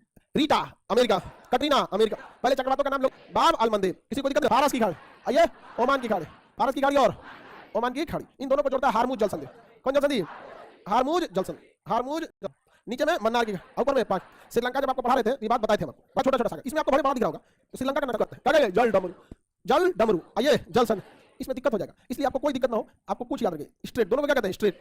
जल संधि को भी स्ट्रेट और जल डमरू को भी स्ट्रेट। सुमात्रा, क्या है? इन दोनों के बीच में ग्रेट चैनल, क्या नाम है? ग्रेट। मटेरियल छोड़ दीजिए, डायरेक्ट याद कीजिए, आप घर पे नंबरिंग करिए, आपको टोटल याद करा देंगे। कौन चैनल है? ग्रेट। बताइए, इसके नीचे में हिंद महासागर, ऊपर में अंडमान सागर, हिंद महासागर, अंडमान, हिंद महासागर, अंडमान। ये हो गया। दाहिने में अंडमान, बाएं में सुमात्रा। आप अंडमान बोलिएगा तो इधर सुमात्रा बोलना पड़ेगा। अगर आप इधर भारत कहिएगा तब इंडोनेशिया कहना पड़ेगा। ऐसा क्यों? आप लोग को समझ आ रही है? क्यों? रास्ता को कहते हैं मलाक्का, पता का रास्ता? मलाक्का के नीचे सुमात्रा, मलाक्का के ऊपर मलेशिया, और सिंगापुर भी कोने में, लेकिन मैंने मलेशिया। तो सुमात्रा और मलेशिया, सुमात्रा और मलेशिया। इधर में सागर अंडमान सागर, और इधर में दक्षिणी चीन सागर। जावा सागर उधर है, दक्षिणी चीन सागर यहाँ तक। बताइए कौन सागर होगा? दक्षिणी। जावा सागर तो यहाँ है, जावा सागर यहाँ है ना। तो बताइए मलाक्का किसको किसको? अंडमान सागर, दक्षिणी चीन सागर, अंडमान सागर और दक्षिणी अलग करेगा। सुमात्रा और मलेशिया, पहले नीचे का बोलना है फिर ऊपर, पहले दाहिने का फिर बाएं का। याद रहेगा? तो आप लोग को याद होगा कि नहीं होगा? ग्रेट चैनल, तुम बोलो छोटका। सुमात्रा और जावा, सुमात्रा और जावा, इधर में सुमात्रा, इधर में जावा, नीचे में सागर हिंद, ऊपर में जावा, क्या बनेगा? जावा। याद है? मलाक्का। अगर कहेंगे किस समुद्र को जोड़ता है तो दक्षिणी चीन सागर और फिलीपीन सागर, दक्षिणी चीन सागर और फिलीपीन सागर। अगर फिलीपीन सागर नहीं है तो प्रशांत महासागर, क्योंकि प्रशांत महासागर पूरा महासागर लपेट लीजिए जो दक्षिणी चीन सागर और फिलीपीन। अलग किसका? ऊपर में ताइवान, ऊपर में ताइवान, नीचे में फिलीपीन, ऊपर में ताइवान। कौन? ताइवान। अब ताइवान कुछ दिन बाद मरेगा, जल संधि। लुजोन के बाद सुसीमा जल संधि। कौन जल संधि? कौन जल संधि? देखिए यहाँ पे पीला सागर और यहाँ है जापान सागर। पीला सागर जापान, पीला सागर दक्षिणी कोरिया और जापान, दक्षिणी कोरिया और अलग किसे करेगा? दक्षिणी और जोड़ेगा किसे? पढ़ा दिए थे। सुगारू जल संधि के नीचे से बुलेट ट्रेन जाते, क्या कर दिया? बुलेट। बताइए जापान का सबसे बड़ा द्वीप, सबसे बड़ा द्वीप होकाइडो, होन्शु के ऊपर होकाइडो, होन्शु के ऊपर होकाइडो। इन दोनों को अलग करता है सुगारू जल संधि। कौन जल संधि? खड़ा बाबू, नीला टी शर्ट। जापान सागर और प्रशांत महासागर, दक्षिणी चीन सागर, फिलीपीन सागर, दक्षिणी चीन सागर और फिलीपीन सागर। लुजोन। कौन जल संधि? जावा सागर, हिंद महासागर, सुंडा जल संधि। अंडमान सागर, हिंद महासागर, ग्रेट। अंडमान सागर, दक्षिणी चीन सागर, हाँ मलक्का। याद तो है आप लोगों को। इसके बाद किसका नंबर आ रहा है? इधर में कौन सागर? आरापुरा सागर, दाहिने में आरापुरा, बाएं में कोरल सागर, आरापुरा सागर, कोरल सागर, आरापुरा सागर, कोरल सागर, आरापुरा सागर, कोरल, आरापुरा सागर, कोरल संधि। तो ऑस्ट्रेलिया को ही उसी के द्वीप तस्मानिया से अलग करता। इधर में भी प्रशांत महासागर, इधर में भी प्रशांत महासागर, इसमें कोई दिक्कत नहीं है बाबू। न्यूजीलैंड में कुक जल संधि, न्यूजीलैंड के ही उत्तरी द्वीप को न्यूजीलैंड के ही दक्षिणी द्वीप से अलग कर देता है। समझा कि नहीं? क्या ये घर पढ़िएगा तब ध्यान रहेगा। और ये आपका ऑस्ट्रेलिया, ऑस्ट्रेलिया की नहीं है? बताइए टॉरस जल संधि यहाँ पर कौन सी जल संधि? ऊपर में पापुआ न्यू गिनी और ऑस्ट्रेलिया, पापुआ न्यू गिनी और ऑस्ट्रेलिया। इधर में टॉरस, आरापुरा सागर, कोरल सागर, ये जल संधि। बास, कौन जल संधि? बास जल संधि। एनडीए में क्वेश्चन पूछा था, बास जल संधि कहाँ है? ऑप्शन बी पता, ऑस्ट्रेलिया। समझा कि नहीं? कहाँ है? ऑस्ट्रेलिया। बस इतने पूछा था। कौन कहाँ जोड़ा? संधि। इसके ऊपर भी न्यूजीलैंड, नीचे भी न्यूजीलैंड। बोलेगा तो मेलानेशियन सागर बोल दीजिए। क्या बोल दिया? मेलानेशियन सागर। ये भी क्वेश्चन पूछा था कि मेलानेशियन सागर कहाँ है? ऑप्शन में था ऑस्ट्रेलिया, ठीक कर दिया था। नहीं मार सकते। इथियोपिया, ग्रीक के पास जाएगा ना बासपोरस जल संधि, 15 नंबर बासपोरस। उसके बाद जिब्राल्टर, जिब्राल्टर के बाद डोवर जल संधि। चलिए मेरी ओर देखें, मेरी ओर। तुर्की के पास बासपोरस, स्पेन के नीचे जिब्राल्टर। अब हम स्पेशली यूरोप का नक्शा निकाल दे, ज्यादा इजी समझ में आएगा। काला सागर, मरमरा सागर, काला सागर और मरमरा, काला सागर और काला सागर और काला सागर। और कितने लोग को याद है कि जीवा देश ने अधिकार कर रखा? कितने अधिकार? ब्रिटेन, ठीक है। कितने अधिकार? ब्रिटेन, यूके यानी ब्रिटेन का अधिकार है यहाँ पर। यह जल संधि डोवर। कौन जल संधि? डोवर। आप बताएं कि डोवर जल संधि के नीचे से बुलेट ट्रेन, मेट्रो बोल रहा है, बुलेट ट्रेन से चौड़ी जल संधि। ये चैनल से भी चौड़ा है, तो इसका नाम चैनल का नहीं है। बीच में छोटी छोटी पहाड़ियां हैं, कटक और पहाड़ियां, जिस वजह से वो कंटिन्यूअस चौड़ा नहीं हो पाता। जैसे इसमें 4 को खंभा दे देंगे बीच में तो चौड़ाई उसकी थोड़ी। यहाँ पे डेनमार्क चैनल, डेनमार्क जल संधि। बताइए आइसलैंड और ग्रीनलैंड को, आइसलैंड और ग्रीनलैंड, आइसलैंड और ग्रीनलैंड याद रहेगा ना? किसी को दिक्कत नहीं ना? यूरोप और ग्रीनलैंड, डेनमार्क किसका? पॉलिटिकली किसका? यूरोप का। तो बताइए उत्तरी अमेरिका और यूरोप को अलग करने वाला। उत्तरी अमेरिका यूरोप को अलग करेगा डेनमार्क। कौन सी जल संधि? और ग्रीनलैंड और कनाडा को अलग करेगा डेविस। ग्रीनलैंड और कनाडा को, ग्रीनलैंड और कनाडा को डेविस जल संधि। ग्रीनलैंड प्लस कनाडा, ग्रीनलैंड और कनाडा याद हो गया। ग्रीनलैंड अमेरिका, आइसलैंड और ग्रीनलैंड। सबसे नीचे मैगलन जल संधि, सबसे नीचे मैगलन। याद कीजिए जब हम दक्षिणी अमेरिका पढ़ाते टेरा डेल फ्यूगो, क्या होता है? टेरा डेल फ्यूगो। टेरा डेल फ्यूगो दक्षिणी अमेरिका को कौन अलग करता है? मैगलन जल संधि। बताइए इस मैगलन जल संधि के नीचे कौन द्वीप है? टेरा डेल फ्यूगो। इस साइड में प्रशांत महासागर, इस साइड में खाड़ी और लेब्राडोर सागर को डेविस जल संधि। कौन सी जल संधि? डेविस जल संधि। याद रहेगा ना। मैगलन जल संधि कहां पर? दक्षिणी अमेरिका। मैगलन जल संधि दक्षिणी अमेरिका। मैगलन जल संधि सबसे नीचे में ड्रैग पास। दक्षिणी अमेरिका और अंटार्कटिका को अलग करेगा ड्रैग पास। दक्षिणी अमेरिका और अंटार्कटिका को अलग करेगा ड्रैग पास। कौन अलग करेगा? दक्षिणी अमेरिका और अंटार्कटिका को पास। सबसे नीचे ड्रैग। दक्षिणी अमेरिका और अंटार्कटिका को अलग करेगा ड्रैग पास। दक्षिणी अमेरिका और अंटार्कटिका को अलग करेगा ड्रैग पास। कौन अलग करेगा? दक्षिणी अमेरिका और अंटार्कटिका को। याद रहेगा कौन अलग करेगा? कौन सी जल संधि? कौन सा ये बताओ मुझे। कौन सी जल संधि? बीच में बोलोगे? हाँ ठीक है मैगलन जल संधि। कौन सा है? मैगलन। अब सारे लड़कों के बीच में डर, बीच में बिजली विभाग। हाँ जी मध्य प्रदेश। बाव जिन्ना। हाँ कौन सा है? हाँ कौन सा है? एकदम पीछे। हाँ भाई कौन सा है? टॉरस। कौन सा है? टॉरस। याद रहेगा ना। आइए ग्रेट। चलिए याद तो है आप लोग को। दो बार। कौन सा है? सुगारू। कौन सा है? कौन सी जल संधि? तुम बताओ मुझे। बीच में कौन बोलेगा? बीच में कौन सा है? सुसीमा जल संधि। याद रहेगा ना। अब हम ये सारा मिटाते हैं।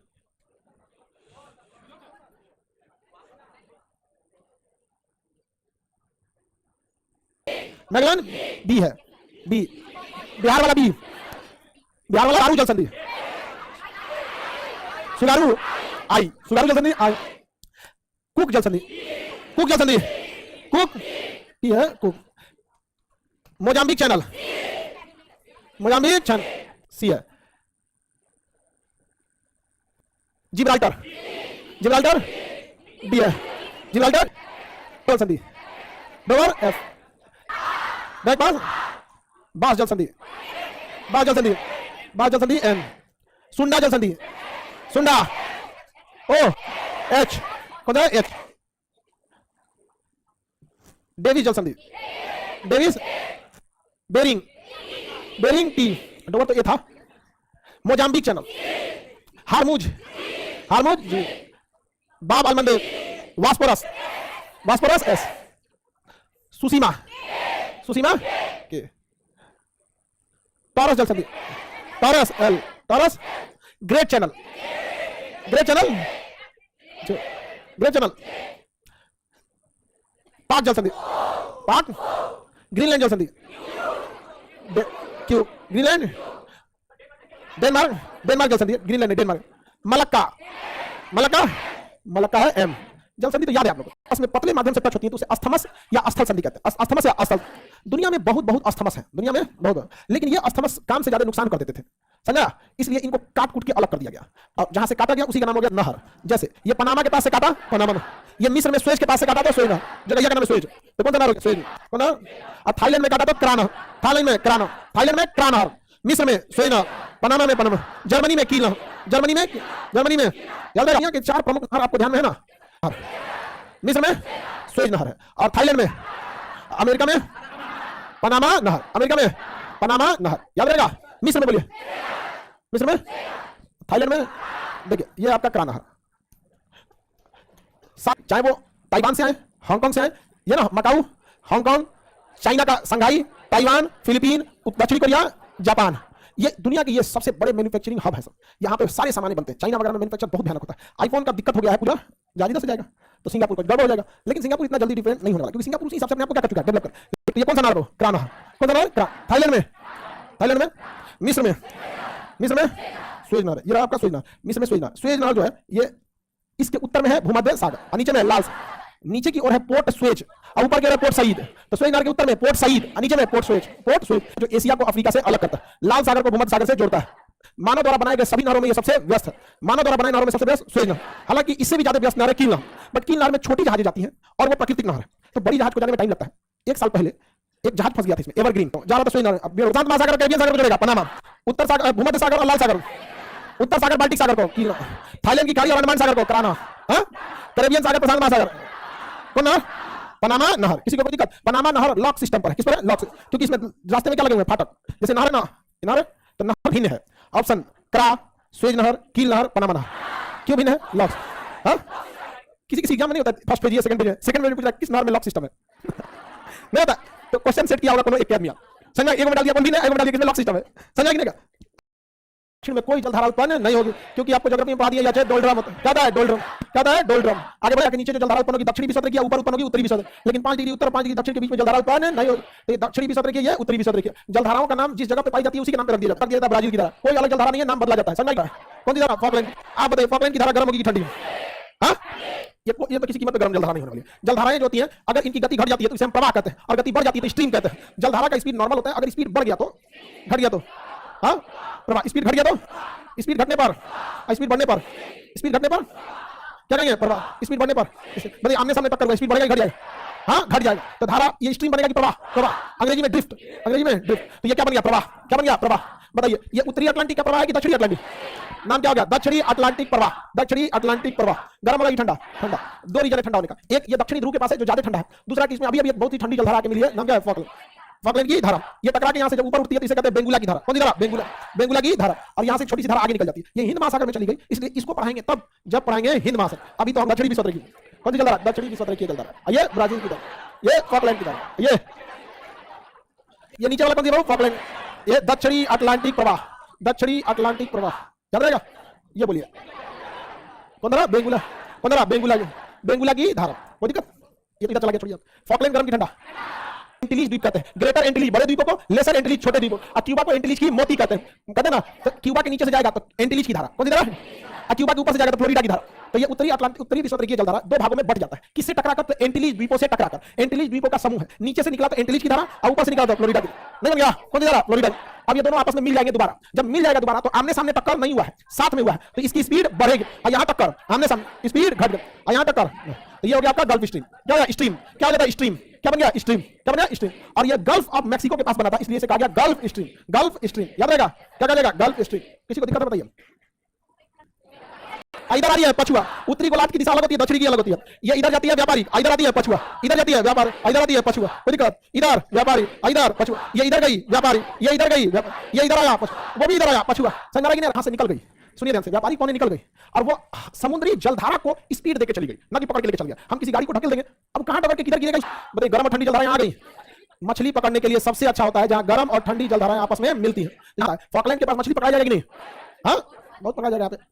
अगेंडा ये भी याद रहेगा। ऊपर से आएगी लेब्राडोर की धारा। बताइए ये कौन धारा है? लेब्राडोर की धारा। गर्म की ठंडा, गर्म की ठंडा। टाइटैनिक को डुबा दी थी लेब्राडोर की धारा। टाइटैनिक को डुबाने वाली धारा लेब्राडोर की धारा। कौन सी धारा? लेब्राडोर की धारा। टाइटैनिक को डुबा दी लेब्राडोर की धारा। किसी को कोई दिक्कत है तो बताइए? टाइटैनिक को किस धारा ने डुबा दिया था? लेब्राडोर की धारा में। आगे बढ़िए। ठंडी जलधाराएं मिली हैं, यहाँ भी मछली मिलेगा कि नहीं मिलेगा? कनाडा का यह जगह न्यू पॉइंट, मछली पकड़ने वाला जगह ग्रांड बैंक। कौन सा जगह? ग्रांड।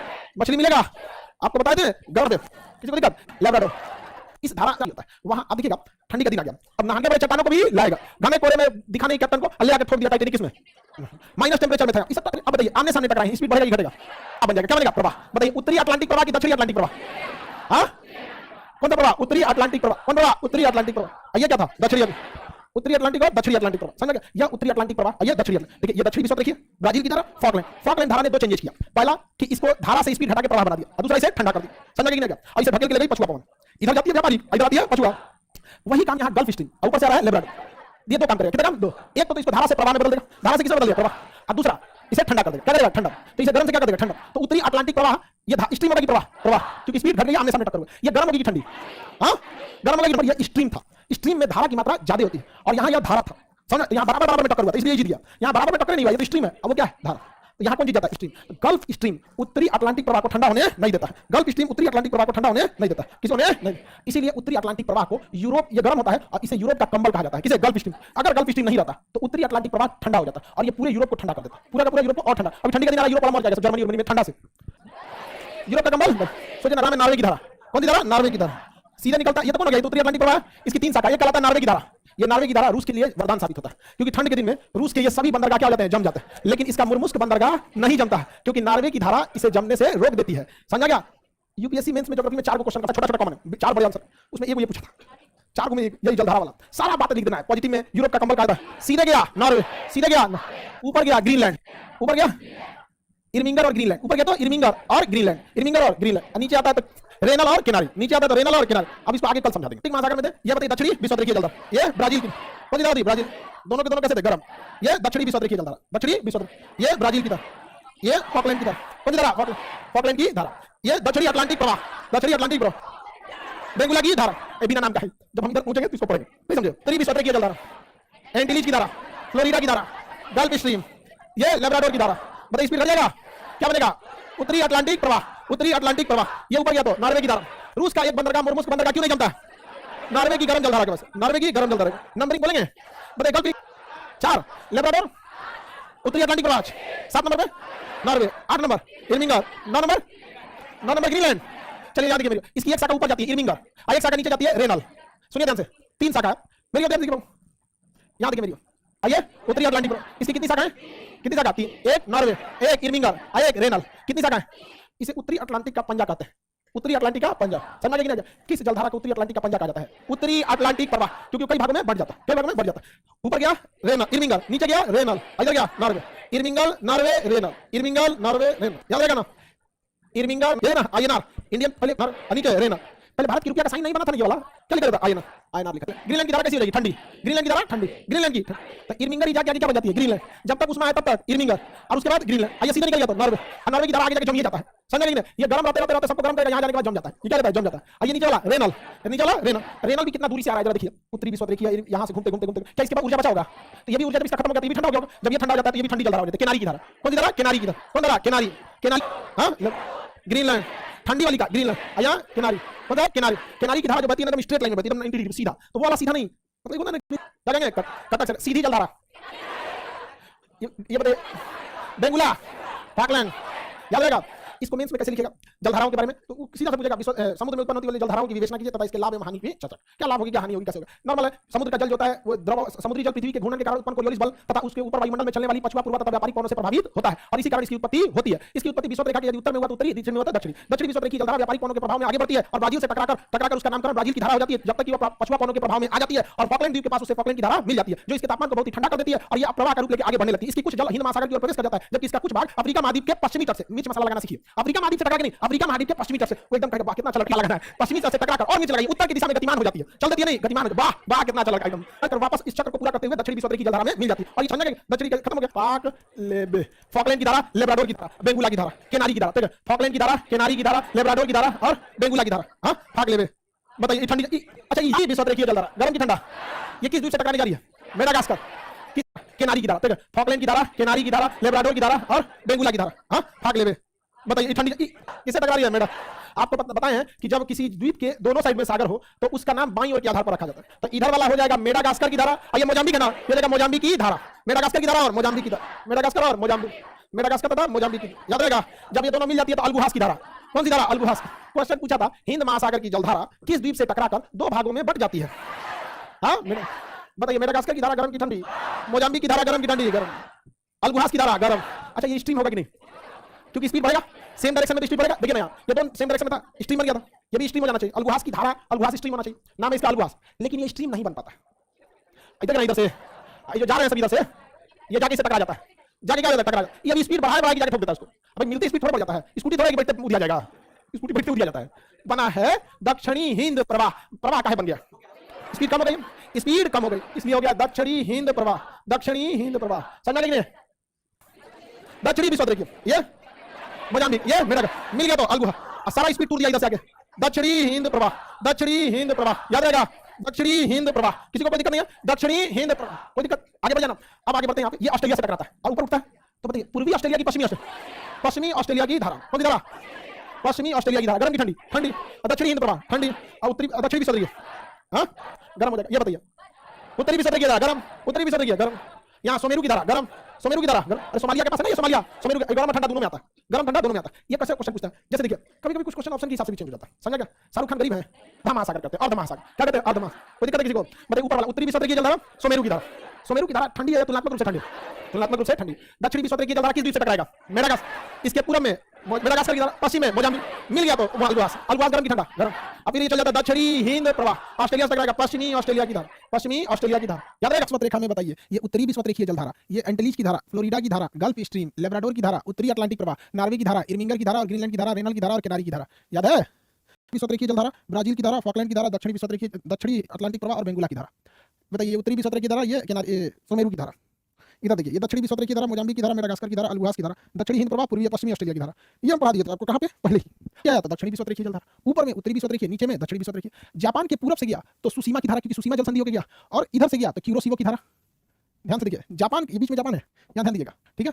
से जाएगा तो सुसीमा की धारा, क्योंकि यह सुसीमा जल संधि है, जापान और कोरिया के बीच में सुसीमा जल संधि है। ये कौन सी धारा होगा? सुसीमा की धारा, और ये हो जाएगा आपका क्यूरोसिवो की धारा। कौन सी धारा? क्यूरोसिवो की धारा। सुसीमा और क्यूरोसिवो की धारा, क्यूरोसिवो की धारा दोनों गर्म जल धारा है, तो जल संधि है, जापान और कोरिया के बीच सुसीमा जल संधि, और ये एक ही साइड से जाएगी तो इसका नाम है क्यूरोसिवो की धारा। तो सुसीमा की धारा और क्यूरोसिवो की धारा, सुसीमा की धारा और क्यूरोसिवो की धारा, समझा गया? सुसीमा की धारा और क्यूरोसिवो की धारा, समझ रहे हैं? अब इन ओखोटस का सागर आपको पढ़ा दिए थे, तो ओखोटस सागर से एक जल धारा आती है, ओखोटस की धारा, और एक बेरिन सागर से आती है आपकी क्यूराइल की धारा। अब याद कीजिए, क्यूराइल द्वीप का विवाद है, क्यूराइल द्वीप के पास क्यूराइल की धारा आती है, आपको जापान पढ़ा रहे थे तो पढ़ाए थे कि होक्काइडो द्वीप जापान और रूस को में लेकर विवाद है, तो यहाँ दो ठंडी जल धारा आती है, ओखोटस की धारा और क्यूराइल की धारा। ओखोटस की धारा और क्यूराइल की धारा, आप में कितने लोग बता सकते हैं कि ओखोटस की धारा और क्यूराइल की धारा ये दोनों गर्म होंगी कि ठंडी होंगी?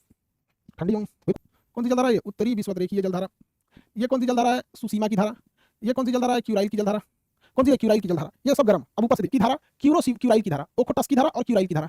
ओखोटस के सागर से आई ओखोटस की धारा ठंडी, क्यूराइल की धारा ठंडी। अब यहीं पे लड़का कंफ्यूज होता है, लड़की भी कंफ्यूज होती है। लड़की तो विषुवत रेखीय जलधारा में भी कंफ्यूज हो जाती है, ये ठंडी होनी चाहिए, और क्यूरोसिवो की धारा गर्म होनी चाहिए, तो गड़बड़ा देता है। तो गड़बड़ाना नहीं रे भैया, क्यूरोसिवो गर्म, क्यूराइल ठंडी, क्यूरोसिवो गर्म, क्यूराइल ठंडी, ओखोटस ठंडी, मिलकर एकदम घचपचा जाता है सब। बीच के मिलकर क्या होगा? एकदम घचपचा के हौड़ देगा सब वहां पे। तो यहाँ गर्म और ठंडी जल आपस में, तो गर्म और ठंडी जलधाराओं के मिलने के कारण, गर्म और ठंडी जलधाराओं के मिलने के कारण, गर्म और ठंडी जलधाराओं के मिलने के कारण वहां प्लैंकटन नामक शैवाल पाया जाता है, जिसे खाने के लिए मछलियां आती हैं। तो जापान के लोग, कोरिया के लोग, चाइना के लोग, रूस के इस साइड के लोग हुमच की मछली खाते हैं, सी फूड खाते हैं, वहां पर मछली वगैरह ज्यादा खाते हैं, ठीक है? ये ठीक है, समझा कि नहीं? इसका नाम हो जाएगा उत्तरी प्रशांत प्रवाह। उत्तरी प्रशांत प्रवाह, उत्तरी प्रशांत प्रवाह। हम आपको पढ़ाए हैं कि उत्तर का भाग उतना ठंडा नहीं है जितना नीचे का है, तो उत्तरी प्रशांत प्रवाह गर्म ही रह जाता है। उत्तरी प्रशांत प्रवाह गर्म रह जाता है, उत्तरी प्रशांत प्रवाह गर्म रह जाता है मेरे बबुआ। उत्तरी प्रशांत प्रवाह क्या हो जाता है? गर्म रह जाता है। अभी बताई जाती है, एक हो जाती है कैलिफोर्निया की धारा, एक ऊपर चली जाती है अलास्का की धारा। अलास्का की धारा गर्म है, कैलिफोर्निया की धारा ठंडी है, क्योंकि ये इतना दूरी तय कर लेती है कि इसकी सारी उसमें खत्म हो जाती है। कैलिफोर्निया की धारा ठंडी हो जाती है, कैलिफोर्निया की धारा ठंडी, अलास्का की धारा गर्म, अलास्का की धारा गर्म। ये इसी की शाखा है, आगे जाके दो बढ़ जाती है, अलास्का की धारा और नीचे वाली कैलिफोर्निया की धारा। नीचे वाली कैलिफोर्निया, ये ऊपर वाली अलास्का की धारा, और ये कैलिफोर्निया की धारा। कैलिफोर्निया की धारा कैसी होगी? ठंडी। कैलिफोर्निया की धारा कैसी होगी? ठंडी। कैलिफोर्निया की धारा ठंडी होगी। बताइए, वापस ये आके इसमें मिल जाएगी, वापस आके इसमें मिल जाएगी उत्तरी विषुवत रेखीय जलधारा। मतलब यही वापस आके इसमें मिल जाएगी उत्तरी विषुवत रेखीय जलधारा। यही उत्तरी विषुवत रेखीय जलधारा जो है यहाँ जाएगा जापान की इधर से सुसीमा क्यूरोसिवो, सुसीमा क्यूरोसिवो, ऊपर से ओखोटस क्यूराइल, ओखोटस क्यूराइल, ये दोनों ठंडी है, मिलके उत्तरी प्रशांत प्रवाह, मिलके उत्तरी प्रशांत प्रवाह, मिलकर उत्तरी प्रशांत प्रवाह। दो भागों में, ऊपर गई अलास्का, ऊपर गई अलास्का, नीचे गई कैलिफोर्निया, ऊपर अलास्का, नीचे कैलिफोर्निया, अलास्का गर्म, कैलिफोर्निया ठंडी, अलास्का गर्म, कैलिफोर्निया ठंडी, अलास्का गर्म, कैलिफोर्निया ठंडी। उत्तरी विषुवत रेखीय ये जलधारा कौन सी होगी? दक्षिणी विषुवत रेखीय जलधारा। ये प्रशांत जापान के उधर से गया तो कौन सी हो जाएगी? सुसीमा की धारा। कौन सी धारा? सुसीमा की धारा। इधर से गई तो क्यूरोसिवो, सुसीमा और क्यूरोसिवो की धारा, सुसीमा की धारा और क्यूरोसिवो की धारा, सुसीमा की धारा और क्यूरोसिवो की धारा, दोनों की धाराएं गर्म होंगी। अब यहाँ बताइए, ये ओखोटस की धारा और ये क्यूराइल की धारा, दोनों की दोनों धाराएं ठंडी होंगी। ओखोटस की धारा और क्यूराइल की धारा ठंडी होगी। ये उत्तरी अटलांटिक प्रवाह, नहीं उत्तरी प्रशांत प्रवाह, उत्तरी प्रशांत प्रवाह, उत्तरी प्रशांत प्रवाह, ये गर्म होगा, क्योंकि उत्तर का भाग उतना गर्म ठंडा नहीं रहता। ये अलास्का की धारा गर्म, ये इतनी दूरी तय करती है, अभी तक गर्म है, जब कैलिफोर्निया के पास पहुंचती है तो ठंडी हो जाती है। क्यों? क्योंकि बहुत ज्यादा दूरी तय करने के कारण ये अपनी उष्मा को खो देती है, अत्यधिक दूरी तय करने के कारण अपनी उष्मा को खो देती है। विषुवत रेखीय जलधारा, उत्तरी विषुवत रेखीय जलधारा, ये हो गया आपका सुसीमा की धारा, ये हो गया आपका क्यूरोसिवो की धारा, क्यूरोसिवो की धारा, और ये हो गया आपका, ये है आपका ओखोटस की धारा, ये आपकी क्यूराइल की धारा, क्यूराइल की धारा ठंडी। उत्तरी अटलांटिक प्रवाह, उत्तरी प्रशांत प्रवाह, अलास्का की धारा, और यह कैलिफोर्निया की धारा। कैलिफोर्निया की धारा कैसी होगी? ठंडी। कैलिफोर्निया की धारा ठंडी की धारा। दक्षिणी विषुवत रेखीय जलधारा, और ये पूर्वी ऑस्ट्रेलिया की धारा। दक्षिणी विषुवत रेखीय जलधारा, पूर्वी ऑस्ट्रेलिया की धारा, और नीचे से एक आती है भयानक ठंडी जलधारा जिसका नाम है अंटार्कटिक की धारा। अंटार्कटिक से जाती है अंटार्कटिक की धारा। ये दोनों मिलकर एक दूसरे को एकदम ठंडा कर देती है, और ये हो जाता है दक्षिणी प्रशांत प्रवाह। क्या हो जाता है? दक्षिणी प्रशांत प्रवाह। उत्तरी प्रशांत प्रवाह गर्म था, दक्षिणी प्रशांत प्रवाह ठंडा। उत्तरी अटलांटिक प्रवाह गर्म था, दक्षिणी अटलांटिक प्रवाह ठंडी थी। तो ये हो गई दक्षिणी प्रशांत प्रवाह। बताइए, दक्षिणी विषुवत रेखीय जलधारा गर्म, पूर्वी ऑस्ट्रेलिया की धारा गर्म, अंटार्कटिका की धारा ठंडी, दक्षिणी प्रशांत प्रवाह ठंडी। ये निकलेगा किधर से? इधर से। ये निकलेगा किधर से? इधर से निकलेगा, और ये टकरा के ऊपर उठेगा, इसका नाम होगा पेरू या हम्बोल्ट की धारा। पेरू या हम्बोल्ट की धारा, क्योंकि पेरू देश के पास है पेरू या हम्बोल्ट की धारा। बताइए, अंटार्कटिक की धारा प्रवाह ठंडी, ये वही है दक्षिणी प्रशांत प्रवाह जो उधर से आ रहा है। पेरू या हम्बोल्ट की धारा ठंडी, हम्बोल्ट की धारा ठंडी। 10 बार पूछा होगा पेरू या हम्बोल्ट की धारा कैसी है? दक्षिणी अगला ब्राजील की धारा, ब्राजील की धारा। नीचे से आई अंटार्कटिक की धारा, नीचे से आई अंटार्कटिक की धारा। स्पीड बदल गया, पछुआ पवनों के प्रभाव में आके इधर से मुड़ गई। क्या नाम हो गया? दक्षिणी हिंद प्रवाह, नहीं दक्षिणी प्रशांत प्रवाह, दक्षिणी प्रशांत प्रवाह, दक्षिणी प्रशांत प्रवाह। दक्षिणी प्रशांत प्रवाह जब यहाँ से टकराता है तो इसका नाम क्या रहता है? पेरू या हम्बोल्ट की धारा, पेरू या हम्बोल्ट की धारा, पेरू या हम्बोल्ट की धारा। हम्बोल्ट नामक भूगोलवेत्ता ने खोजा था पेरू नामक देश के पास, और यही आगे जाके क्या हो जाती है? दक्षिणी विषुवत रेखीय जलधारा। आगे जाके दक्षिणी विषुवत रेखीय जलधारा बन जाती है। दक्षिणी प्रशांत प्रवाह, दक्षिणी प्रशांत प्रवाह, हम्बोल्ट की धारा, पेरू या हम्बोल्ट की धारा, पेरू या हमबोल्ट की धारा। हमबोल्ट नामक भूगोल वेता ने खोजा था पेरू नामक देश के पास। और यही आगे जाके क्या हो जाती है, दक्षिणी विश्वोत्तरीय जलधारा। देखिए जलधारा बन जाती है दक्षिणी विश्वोत्तरीय जलधारा। बताइए देखिए जलधारा पूर्वी ऑस्ट्रेलिया की धारा, ये हो गया अंटार्कटिक की धारा। नीचे वाली ये हो गई जो नीचे वाली ये दक्षिणी अटलांटिक दक्षिणी प्रशांत प्रवाह, ये हो जाएगी पेरू या हमबोल्ट की धारा। उत्तरी विश्वोत्तरीय जलधारा के सॉरी एंटिलीज फ्लोरिडा की जलधारा, गल्फ स्ट्रीम ऊपर से आएगा लेब्राडोर की धारा, फिर बनेगी उत्तरी अटलांटिक प्रवाह, सीधे गया नॉर्वे की धारा, ऊपर गई इर्विंगर की धारा, सट गया तो ग्रीनलैंड, सट गया तो ग्रीनलैंड की धारा। तो ये ग्रीनलैंड वाली ठंडी हो जाती है, नीचे उतरेगी रेनल की धारा, गर्म रहेगी, लेकिन जैसे ठंडा होगा किनारी की धारा, फिर आपस में मिल जाएगा। वैसे ही हम देखेंगे दक्षिणी विश्वोत्तरीय जलधारा, नीचे गया ब्राजील की धारा, उसके नीचे ये गया फॉकलैंड की धारा, फॉकलैंड की धारा। ये दक्षिणी अटलांटिक प्रवाह, दक्षिणी अटलांटिक प्रवाह ठंडी है, बेंगुला की धारा ठंडी है, पूरी जलधारा बना दिया हमने, पूरी जलधारा। बताइए ये उत्तरी विश्वोत्तरीय जलधारा तुलनात्मक रूप से ठंडी है सुमेरु की धारा। नीचे अगर देखेंगे तो दक्षिणी विश्वोत्तरीय जलधारा, ये इधर जाएगी तो मोजाम्बिक की धारा, इधर जाएगी तो मेडागास्कर की धारा, मिल जाएगी तो अलगुहास की धारा, वापस मुड़ जाएगी इधर तो दक्षिणी हिंद प्रवाह, ये ठंडी है। पश्चिमी ऑस्ट्रेलिया की धारा ठंडी है, ये ठंडी क्यों हुई, क्योंकि किसी की एक शाखा इसमें आके मिल गई थी। ये पूरी दुनिया की जलधाराओं को हमने बना दिया, पूरी जलधारा दक्षिणी विश्वोत्तरीय जलधारा। ये दोनों चलते हैं ये डोल्ड्रम के ऊपर, लेकिन डोल्ड्रम के बीच में प्रेशर नहीं होने की वजह से कुछ जलधाराएं जो आगे जा चुकी रहती हैं वो वापस लौट के चली जाती हैं, जिसे विपरीत विश्वोत्तरीय जलधारा कहते हैं। विपरीत विश्वोत्तरीय जलधारा हो या उत्तरी विश्वोत्तरीय जलधारा हो या दक्षिणी विश्वोत्तरीय जलधारा हो, ये तीनों जलधाराएं गर्म होंगी क्योंकि विश्वोत्तरीय रेखा के करीब है और सूर्य विश्वोत्तरीय रेखा के ऊपर परपेंडिकुलर चमकता है। इस वजह से ये सभी की सभी तीनों जलधाराएं कैसी होंगी, गर्म जलधारा होगी। बताइए डोल्ड्रम के बीच में चलने वाली गर्म जलधारा को क्या कहते हैं। देखिए जलधारा डोल्ड्रम एल नीनो बॉयज को कहा गया, बच्चा को बॉय, और ये क्या होगा तो एल नीनो स्पेनिश भाषा में समझ आ गया, तो की दूरी पर यहीं से उत्पन्न होती है। तो एल नीनो भी यहीं से होगा, ला नीनो भी यहीं से होगा, लेकिन ये हर साल नहीं आता है, 4 साल के गैप पर ये उत्पन्न होता है। पृथ्वी की घूर्णन होती है ना, तो उसमें पूरी पृथ्वी पे घूर्णन होने की वजह से जो छलकता है तो 3-4 साल के बाद एक बार बढ़िया से उत्पन्न हो जाती है। तो 4 साल बाद उत्पन्न होता है एल नीनो, और जब एल नीनो उत्पन्न होगा तो उसके अगले साल उत्पन्न होगा ला नीना, फिर शांत हो जाएंगे सब 4 साल तक, फिर अगले 4 साल बाद एल नीनो उत्पन्न होगा, और एल नीनो उत्पन्न होने के बाद उत्पन्न होगा लानीना। तो देखिए एल नीनो का अर्थ होता है छोटा बच्चा, लानीना का अर्थ होता है छोटी बच्ची। ये दोनों कहां से उत्पन्न होते हैं, प्रशांत महासागर में। किस देश के पास, तो पेरू तट के पास। एल नीनो पहले उत्पन्न होता है कि पहले लानीना, तो पहले एल नीना उत्पन्न होता है, उसके बाद लानीना। एल नीना कितने साल के बाद, 4 साल के बाद, उसके जस्ट बाद लानीना, फिर कितने साल की छुट्टी, 4 साल की छुट्टी। तो ये जलधाराओं को कहते हैं, ये गर्म जलधारा है। ये वाला ससुरा गर्म है और ये वाला ठंडा है, समझ में आ गया, गर्म और ठंडा। एल नीनो लानीना कैसी, ठंडी, एल नीनो गर्म, लानीना ठंडी, एल नीनो गर्म, लानीना ठंडी, एल नीनो गर्म, लानीना ठंडी। कितने साल पे, 4 साल पे उत्पन्न होता है। अब हम इसको उत्पन्न होगा प्रशांत महासागर में, लानीना भी उत्पन्न होगा प्रशांत महासागर, लेकिन चला गया हिंद महासागर में। यहां से उत्पन्न हो गया, इधर से चला गया, यहां से उत्पन्न हुआ और यहां से चला गया, उत्पन्न हुआ और क्या हो गया, चला गया, निकलेगा इधर से ससुरा चला आता है हिंद महासागर में। तो एल नीनो चलाया हिंद महासागर में, एल नीनो चलाया हिंद महासागर में। ये यहां रहता है ठंडी के दिन में, ठीक है। इस ससुरा उत्पन्न होता है यहाँ फरवरी में, इसमें होगा फरवरी मार्च में, फरवरी मार्च में ससुरा उत्पन्न होता है, यानी फरवरी मार्च में हमारे यहाँ ठंडी पड़ता है, यहाँ उत्पन्न होता है, यहाँ पहुंच जाता है मई जून में, इस ससुरा पहुंचता है मई जून में। तो इसका मतलब ये तो फिक्स है कि पहुंचता है कोरिया की स्पीड में, धीरे धीरे धीरे धीरे धीरे कोरिया की स्पीड में पहुंचता है। लेकिन बबुआ समस्या ये है कि मई जून के महीने में हमारे यहाँ पड़ रही होती है गर्मी, मई जून के महीने में हमारे यहाँ पड़ रही होती है गर्मी। इस गर्मी के कारण यहाँ की हवाएं गर्म होकर ऊपर उठने लगती हैं, तो यहाँ हवाओं की हो जाती है कमी। ध्यान से समझियो, मई जून के समय में भारत में पड़ रही होती है गर्मी, यहाँ की हवाएं गर्म होकर ऊपर उठ जाती हैं। इस वजह से हिंद महासागर की ठंडी हवाएं इसे भरने के लिए आती हैं। इसे भरने के लिए जब आती हैं तो हिंद महासागर की ठंडी हवाएं अपने साथ बरसाने वाले बादलों को भी लाती हैं, जिन्हें मानसून कहते हैं। और यहाँ गर्मी पड़ना जरूरी है, क्योंकि जब गर्मी पड़ेगा तो यहाँ की हवाएं गर्म होंगी, हवाएं गर्म होंगी तो गर्म होकर हवाएं ऊपर उठेंगी, ऊपर उठेंगी तो नीचे हवाओं की कमी होगी, खत्म नहीं होगा, कमी होगी। इस कमी को भरने के लिए हिंद महासागर से जो जल्द हवाएं आती हैं उन्हें मानसून कहते हैं। ये हवाएं इन हवाओं की कमी को तो पूरा करती है, साथ साथ पानी भी बरसा देती है, हमारे लिए बहुत अच्छा हो जाता है। लेकिन ससुरा जिस समय एल नीनो आ जाता है, यह एल नीनो खुद ही गर्म है और यहाँ की भी हवाओं को गर्म कर देता है। यहाँ की हवाएं जो ऊपर उठ के आगे जाने वाली होती है उनको ये गर्म करके ऊपर उठा देता है। कहता है कहां हमारे यहाँ खुद ही गर्मी पड़ गया, तो यहाँ इस हवाओं को गर्म करके ऊपर उठा देता है, जिस वजह से ये हवाएं आगे नहीं बढ़ पाती है और भारत में वर्षा कम हो जाता है, बरसात की मात्रा घट जाती है, बरसात की मात्रा घट जाती है। तो बताइए हमारे लिए क्या एल नीनो अच्छा है? नहीं, हमारे मानसून को एल नीनो घटा देता है, हमारे मानसून को एल नीनो घटा देता है, क्योंकि दोनों और गर्मी हो गया। एक को पैसा देता है, एक अमीर एक गरीब को पैसा देता है, दोनों गरीब हो जाएंगे तो कोई नहीं देगा। समझ आ गया? समझना आएगी, देखो लानीना आएगा। लड़की से एकदम ध्यान से सुन रही है, अरे बाप रे, कम से कम ज्योग्राफी में तो जगह मिला, कम में जगह मिला है, चलो ध्यान से। मई जून में पहुंच के यहाँ आ गई लानीना, क्या आ गई लानीना। अब देखिए मई जून के महीने में भारत में भीषण गर्मी पड़ता है, इस गर्मी के कारण यहाँ की हवाएं गर्म होकर ऊपर उठ जाती, गर्म होकर ऊपर उठ जाती, नीचे हवाओं की कमी हो गई, तो यहाँ की ठंडी हवाएं इसे भरने के लिए जाती हैं, साथ साथ बादल लेके चली जाती हैं और बरसा देती हैं। लेकिन जिस वर्ष लानीना आ जाता है ससुरा, लानीना और भी ठंडी है, और पहले से ये एरिया ठंडा था, लानीना के आने की वजह से और ठंडा हो गया, जिस वजह से यहाँ पर प्रेशर और भयानक हो गया। जो वर्षा यहाँ नॉर्मल होना चाहिए, लानीना आने की वजह से यह वर्षा एकदम चाप के हो जाता है और भारत में बाढ़ आ जाता है, भारत में बाढ़ आ जाता है। लानीना आई तो पूरा बाढ़ ला दी। बच्चा एल नीनो का अर्थ होता है छोटा बच्चा, लानीना का अर्थ होता है छोटी बच्ची। वो जगह उष्णकटिबंधीय घास, जो इसके ऊपर पाया जाएगा वो भी शीतोष्ण, जो इस मकर रेखा के नीचे पाया जाएगा वो भी शीतोष्ण। तो पूरे घास के मैदान को आप 2 कैटेगरी में बांट सकते हैं, उष्णकटिबंधीय घास जो गर्म क्षेत्र में पाए जाते हैं, शीतोष्णकटिबंधीय घास जो ठंडे या फिर मीडियम वाले क्षेत्रों में पाए जाते हैं। भारत में घास के मैदान बहुत छोटे होते हैं, जो घास बहुत छोटा पाया जाता है, जबकि यूरोप पाया जाता है ये गर्म घास होता है, इसे हम सवाना कहते हैं। क्या कहेंगे? सवाना।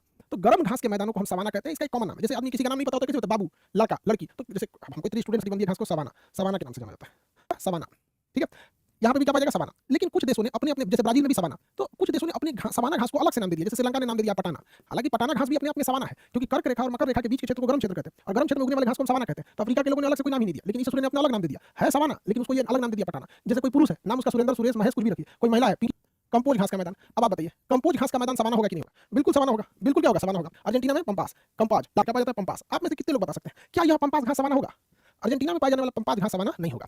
देखिए वेनेजुएला में एक घास पाया जाता है लानोज। कितने लोग बता सकते हैं क्या ये लानोज घास सवाना होगा? वेनेजुएला का क्या लानोज घास सवाना होगा? बिल्कुल होगा। ब्राजील का कंपोज घास सवाना होगा? बिल्कुल होगा। इसका तो नाम में सवाना दिमाग नहीं लगाना। क्या श्रीलंका का पटाना घास सवाना होगा? होगा। ऑस्ट्रेलिया के ऊपरी भाग में पाया जाने वाला घास सवाना होगा? बिल्कुल होगा। लेकिन पंपास घास सवाना नहीं होगा। पंपास घास सवाना नहीं होगा। अर्जेंटीना में पाया जाने वाला पंपास घास का मैदान सवाना घास नहीं होगा। उसी तरह अमेरिका कर्क रेखा के ऊपर है तो यहाँ प्रेयरी घास का मैदान पाया जाता है। प्रेयरी घास का मैदान, तो क्या यह प्रेयरी घास का मैदान सवाना है? नहीं है। सवाना घास केवल उष्णकटिबंधीय यानी गर्म घास को ही कहा जा सकता है, जबकि कर्क रेखा से ऊपर चले जाएंगे तो शीतोष्ण कटिबंध हो जाता है अमृत, ये भी सवाना नहीं होगा। साउथ अफ्रीका में वेल्ड घास का मैदान है, ये भी सवाना नहीं होगा। ये भी सवाना नहीं होगा। किसी को कोई दिक्कत नहीं ना? बताइए कैंटरबरी न्यूजीलैंड में है, कैंटरबरी, क्या कैंटरबरी सवाना है? नहीं, ये भी शीतोष्ण घास का मैदान। वेल्ड भी शीतोष्ण घास का मैदान, पंपास भी शीतोष्ण घास का मैदान। सवाना तो ऑस्ट्रेलिया में है, यहाँ पे कैंटरबरी न्यूजीलैंड में, ये भी कैसा घास का मैदान है? तो सॉरी शीतोष्ण घास का मैदान। आप मैदान यूक्रेन में, पुस्ताज घास का मैदान हंगरी में, पुस्ताज घास का मैदान हंगरी में। पुस्ताज कहाँ पे? हंगरी में। आपके पास रफली दो तरह के घास मिल गया सब। एक मिल गया शीतोष्ण घास। बताइए स्टेपी घास कैसा है? स्टेपी घास शीतोष्ण है। पुस्ताज घास, पुस्ताज जो घास है ये भी शीतोष्ण है, पुस्ताज घास भी शीतोष्ण है। अब दो कैटेगरी के वाला जिसे हम रफली सवाना कहते हैं, तो उष्ण कटिबंधी वाला, एक शीतोष्ण कटिबंध वाला, ऊपर नीचे दोनों। इन दोनों में अगर हम ये देखें कि अच्छा कौन होता है तो कुछ ना कुछ तो होगा। कोई एक ज्यादा यूक्रेन में स्टेपी घास, यूक्रेन की इस स्टेपी घास में कोई भी पेड़ पौधा नहीं पाया जाता है, दूर तक केवल घास का मैदान ही पाया जाता है, दूर तक घास का मैदान पाया जाता है। तो स्टेपी घास कितने लोग बता सकते हैं? हम आपको पढ़ा दिए हैं शुरुआत में जब एशिया पढ़ा रहे थे तो स्टेपी मरुस्थल कहाँ है? ये तो स्टेपी घास है, स्टेपी मरुस्थल, दिमाग लगाइए आप। यह है वेल्ड घास का मैदान, यह है आपका कैंटर। देखिए जितने शीतोष्ण घास होते हैं ऊपर और नीचे वाले, जिसको ब्लू कलर से लिखा है, जितने शीतोष्ण घास होते हैं इन घास को अगर काट दीजिएगा तो इसके नीचे की जो जमीन होती है उस जमीन को हम लोग चर्नोजेम मिट्टी कहते हैं। स्टेपी घास के नीचे पाई जाने वाली मिट्टी को हम चर्नोजेम मिट्टी कहते हैं। यूक्रेन में एक जगह है चर्नोबियल, तो चर्नोबियल एक अलग चीज है, वो जगह जहाँ पे परमाणु रिएक्टर में दुर्घटना हो गया था। यहाँ स्टेपी घास के नीचे चर्नोजेम नामक मिट्टी पाई जाती है। मिट्टी का नाम क्या होता है? चर्नोजेम, चर्नोजेम।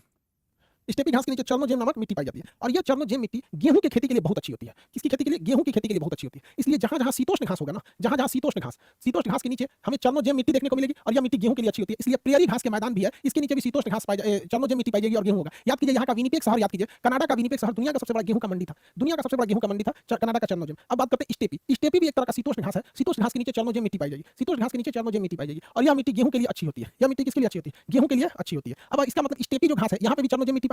स्टेपी घास की एक और विशेषता, इस घास के बीच में पेड़ पौधे नहीं लगते, बड़े पेड़ नहीं पाया जाता, इसे वृक्ष रहित मैदान करते हैं। तो इस घास को हटा देंगे, ट्रैक्टर की से आराम से जुताई हो जाएगी, क्योंकि बीच बीच में पेड़ नहर नाली सड़क आ जाते हैं ना, ट्रैक्टर को दिक्कत होता है। तो यहाँ पे पूरे लंबे समय से खेती हो सकता है अच्छा से। इसलिए स्टेपी घास को हम दुनिया का ब्रेड बास्केट कहते हैं, क्योंकि इसका इतनी क्षमता है कि पूरी दुनिया के लिए गेहूं का प्रोडक्शन कर सकता है। तो अभी तो यूक्रेन में मार हो रहा है वहाँ पे, इसलिए कई चीजें जो है वो महंगी होती जा रही हैं। कई चीजें कौन सा घास का मैदान कहता है? स्टेपी घास के मैदान को कहा जाता है। सहारा मरुस्थल में कौन सा घास? सवाना घास। ऑस्ट्रेलिया इसमें श्रीलंका में कौन सा घास? पटाना घास। ऑस्ट्रेलिया के ऊपरी भाग में सवाना घास। लेकिन इसी के न्यूजीलैंड में देखेंगे कैंटरबरी, न्यूजीलैंड में कैंटरबरी। ऑस्ट्रेलिया में एक और घास पाया जाता है डाउन्स। कौन सा घास? डाउन्स घास, डाउन्स घास। एक और घास पाया जाता है पार्कलैंड, पार्कलैंड, पार्कलैंड। ऑस्ट्रेलिया में तीन गो घास, नीचे है डाउन में है तो डाउन्स पार्कलैंड, डाउन्स और पार्कलैंड, ऊपर में सवाना। ऑस्ट्रेलिया में वेल्ड घास का मैदान, सॉरी साउथ अफ्रीका में वेल्ड घास का मैदान, अर्जेंटीना में पंपास। अब इसको ध्यान से चलिए याद किया जाए, क्योंकि याद नहीं होगा फिर ये सबको पता चल गया। शीतोष्ण घास के नीचे चर्नोजेम मिट्टी पाई जाती है। यह मिट्टी खेती के लिए अच्छी होती है। किस चीज की खेती के लिए? तो गेहूं की खेती के लिए। किस चीज की खेती के लिए? तो गेहूं रहित, जहां पेड़ पौधे नहीं पाए जाते हैं। कौन सा घास है? वृक्ष रहित घास का मैदान, स्टेपी घास का मैदान, वृक्ष रहित पाया जाता है। थोड़ा रोटी का कटोरा कहा जाता है, ब्रेड बास्केट।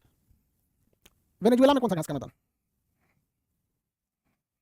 बस नदी पर है। देखिए नदी के बीच में से क्रॉस बना देंगे तो ये साइन होता है जलप्रपात। जैसे नदी जा रही है, यहाँ क्रॉस बना दी तो जलप्रपात है। जैसे यहाँ कोई नदी जा रही है, बना दी तो जलप्रपात हो गया। क्या हो गया? जलप्रपात। तो सेंट लॉरेंस नदी पर है नियाग्रा जलप्रपात। कौन सा है? नियाग्रा जलप्रपात। नियाग्रा, ये सबसे ज्यादा बार पूछा है। सेंट लॉरेंस नदी, सेंट लॉरेंस नदी पर कौन सा जलप्रपात है? नियाग्रा जलप्रपात। अमेरिका कनाडा की सीमा पर ये नहीं पूछेगा। यहाँ पर ओरोनिको की सहायक नदी कोरोना है। ओरोनिको, ओरोनिको, ओरोनिको की सहायक नदी का नाम क्या है? कोरोना। ये तो कोरोना आ जाएगा ना, तो पहले बहुत दिन पहले से हम इसको पढ़ा रहे हैं। कोरोना। इस पर एंजिल जलप्रपात सबसे ऊंचा है, एंजिल जलप्रपात।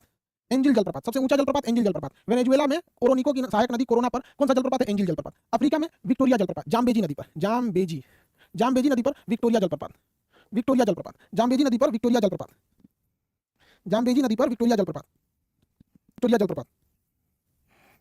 जाम्बेजी नदी पर कौन सा जलप्रपात? विक्टोरिया जलप्रपात। ये जलप्रपात का अब आपको मोटा मोटी समझ गया कि याद कैसे करना है। यानी आपको पहले पता होना चाहिए नदी। तो यहाँ सेंट लॉरेंस नदी, सेंट लॉरेंस नदी। ये कौन सा नदी? ये जलप्रपात कौन सा है? ये है आपका नियाग्रा जलप्रपात, नियाग्रा, नियाग्रा फॉल। फॉल बोलते हैं अंग्रेजी में। ये है एंजिल फॉल, एंजिल फॉल। और ये है विक्टोरिया फॉल, विक्टोरिया फॉल। नदी बताइए फटाफट, देश नहीं पूछता, नदी बताइए। ये सेंट लॉरेंस नदी, सेंट लॉरेंस नदी। कौन सी नदी? Saint Lawrence. ये कोरोना नदी, कोरोना, कोरोना की नदी की मुख्य नदी कौन है? ओरोनिको, ओरोनिको, ओरोनिको की सहायक नदी का नाम है कोरोना। विक्टोरिया जलप्रपात किस नदी पर? जाम्बेजी नदी पर, जाम्बेजी नदी। कौन सी नदी? जाम्बेजी नदी। हालांकि जलप्रपात आपको इंडियन मैप में भी पढ़ना है, तो इंडिया का पढ़ना है। इंडिया, ये तीन आपको जलप्रपात दिमाग से। जलप्रपात कोरोना नदी पर, अगर कोरोना ऑप्शन में नहीं रहेगा तो ओरोनिको नदी हो जाएगा। नियाग्रा जलप्रपात सेंट लॉरेंस नदी पर। 2 मिनट का समय, 2 मिनट नहीं, 1 मिनट का समय, जल्दी फटाफट फटाफट से। लानोस घास, हाँ अब जलप्रपात बता रहा था सब, हम घास पूछ दिए। लानोस घास Venezuela, Pampas Argentina, very good. Pampas ना, कंपाज ब्राजील, कंपाज ब्राजील, गलती बोल दीजिए भाई, आप लोग सही थे। Pampas, pampas, pampas Argentina, very good. Prairie, prairie घास यूएसए, कनाडा यूएसए दोनों माने तो बोलिए, यूएसए बोलिए। एग्जाम के टाइम पे तो इतना तो बुद्धि काम करेगा ना कि अगर दोनों रहेगा तो दोनों मार देंगे। पटाना घास, पटाना घास, वेरी गुड। श्रीलंका। स्टेपी घास कहाँ पाया जाता है? स्टेपी घास कहाँ पाया जाएगा? Ukraine, very good, Ukraine. Canterbury, Canterbury घास शीतोष्ण घास है, कैंटरबरी घास न्यूजीलैंड, वेरी गुड। डाउन्स घास का मैदान, downs, very good, Australia, Australia. Savanna, savanna घास।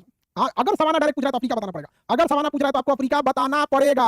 अगर सवाना पूछ दिया तो अफ्रीका, हालांकि सवाना ऑस्ट्रेलिया में भी, लेकिन ज्यादा सवाना ऑस्ट्रेलिया कब है, अफ्रीका महाद्वीप में। वेल्ड घास, वेल्ड तो पूछा हुआ है अभी इसी साल की एग्जाम में। वेल्ड घास, वेल्ड घास दक्षिण अफ्रीका में। पार्कलैंड, पार्कलैंड हाँ ऑस्ट्रेलिया में। पुस्ताज घास का मैदान, पुस्ताज घास का मैदान, पुस्ताज घास हाँ हंगरी, हंगरी में पुस्ताज। किस घास के मैदान को ब्रेड बास्केट कहा जाता है? ब्रेड बास्केट, अनाज का कटोरा, गेहूं का कटोरा, ब्रेड बास्केट। इस घास किसे कहते हैं? स्टेपी घास के मैदान। स्टेपी मरुस्थल कहाँ है? स्टेपी मरुस्थल अभी बताएं, कजाकिस्तान में, कजाकिस्तान में, कजाकिस्तान। घास दो टाइप के, उष्ण घास के मैदानों को हम क्या कहते हैं? सवाना। शीतोष्ण घास के नीचे कौन सी मिट्टी पाई जाती है? शीतोष्ण घास के नीचे कौन सी मिट्टी पाई जाती है? चरनोजेम मिट्टी। कौन सी मिट्टी? चरनोजेम मिट्टी पाई जाती है। कौन सी मिट्टी? चरनोजेम। गेहूं के लिए अच्छी होती है। गेहूं की सबसे बड़ी मंडी कनाडा के किस शहर में? गेहूं की सबसे बड़ी मंडी कनाडा के किस शहर में? विनिपेग शहर में। किस शहर में? विनिपेग शहर में। अब बताएंगे आप लोग घास के मैदान, बताइए फटाफट, फटाफट बताएं। विक्टोरिया जलप्रपात, विक्टोरिया जलप्रपात किस नदी पर? वेरी गुड, जाम्बेजी नदी। विक्टोरिया जलप्रपात जाम्बेजी नदी पर। विक्टोरिया जलप्रपात जाम्बेजी नदी पर। किस नदी पर? जाम्बेजी नदी पर। नियाग्रा जलप्रपात Saint Lawrence, very good. Niagara जलप्रपात सेंट लॉरेंस। एसटी लिख देंगे, एसएलटी लगभग लगभग लाइव वाले आप लिख देंगे तो समझ जाते हैं, क्योंकि पूरा लिखिएगा सेंट लॉरेंस तो काफी टाइम लग जाता है। एंजल जलप्रपात कोरोना नदी पर। एंजल जलप्रपात कोरोना, कोरोना किसकी सहायक नदी है? कोरोना किसकी सहायक नदी है? कोरोना नदी जो है वो ओरोनिको की सहायक है। कोरोना नदी ओरोनिको की सहायक है। अब हम आपसे दोबारा क्वेश्चन पूछते, बताइए जलप्रपात जाम्बेजी नदी पर कौन सा जलप्रपात? वेरी गुड, विक्टोरिया जलप्रपात जाम्बेजी नदी। सेंट लॉरेंस नदी पर, सेंट लॉरेंस नदी पर कौन जलप्रपात? नियाग्रा जलप्रपात। और ओरोनिको की सहायक कोरोना नदी पर एंजल जलप्रपात। तो हम आपको जलप्रपात बता दिए।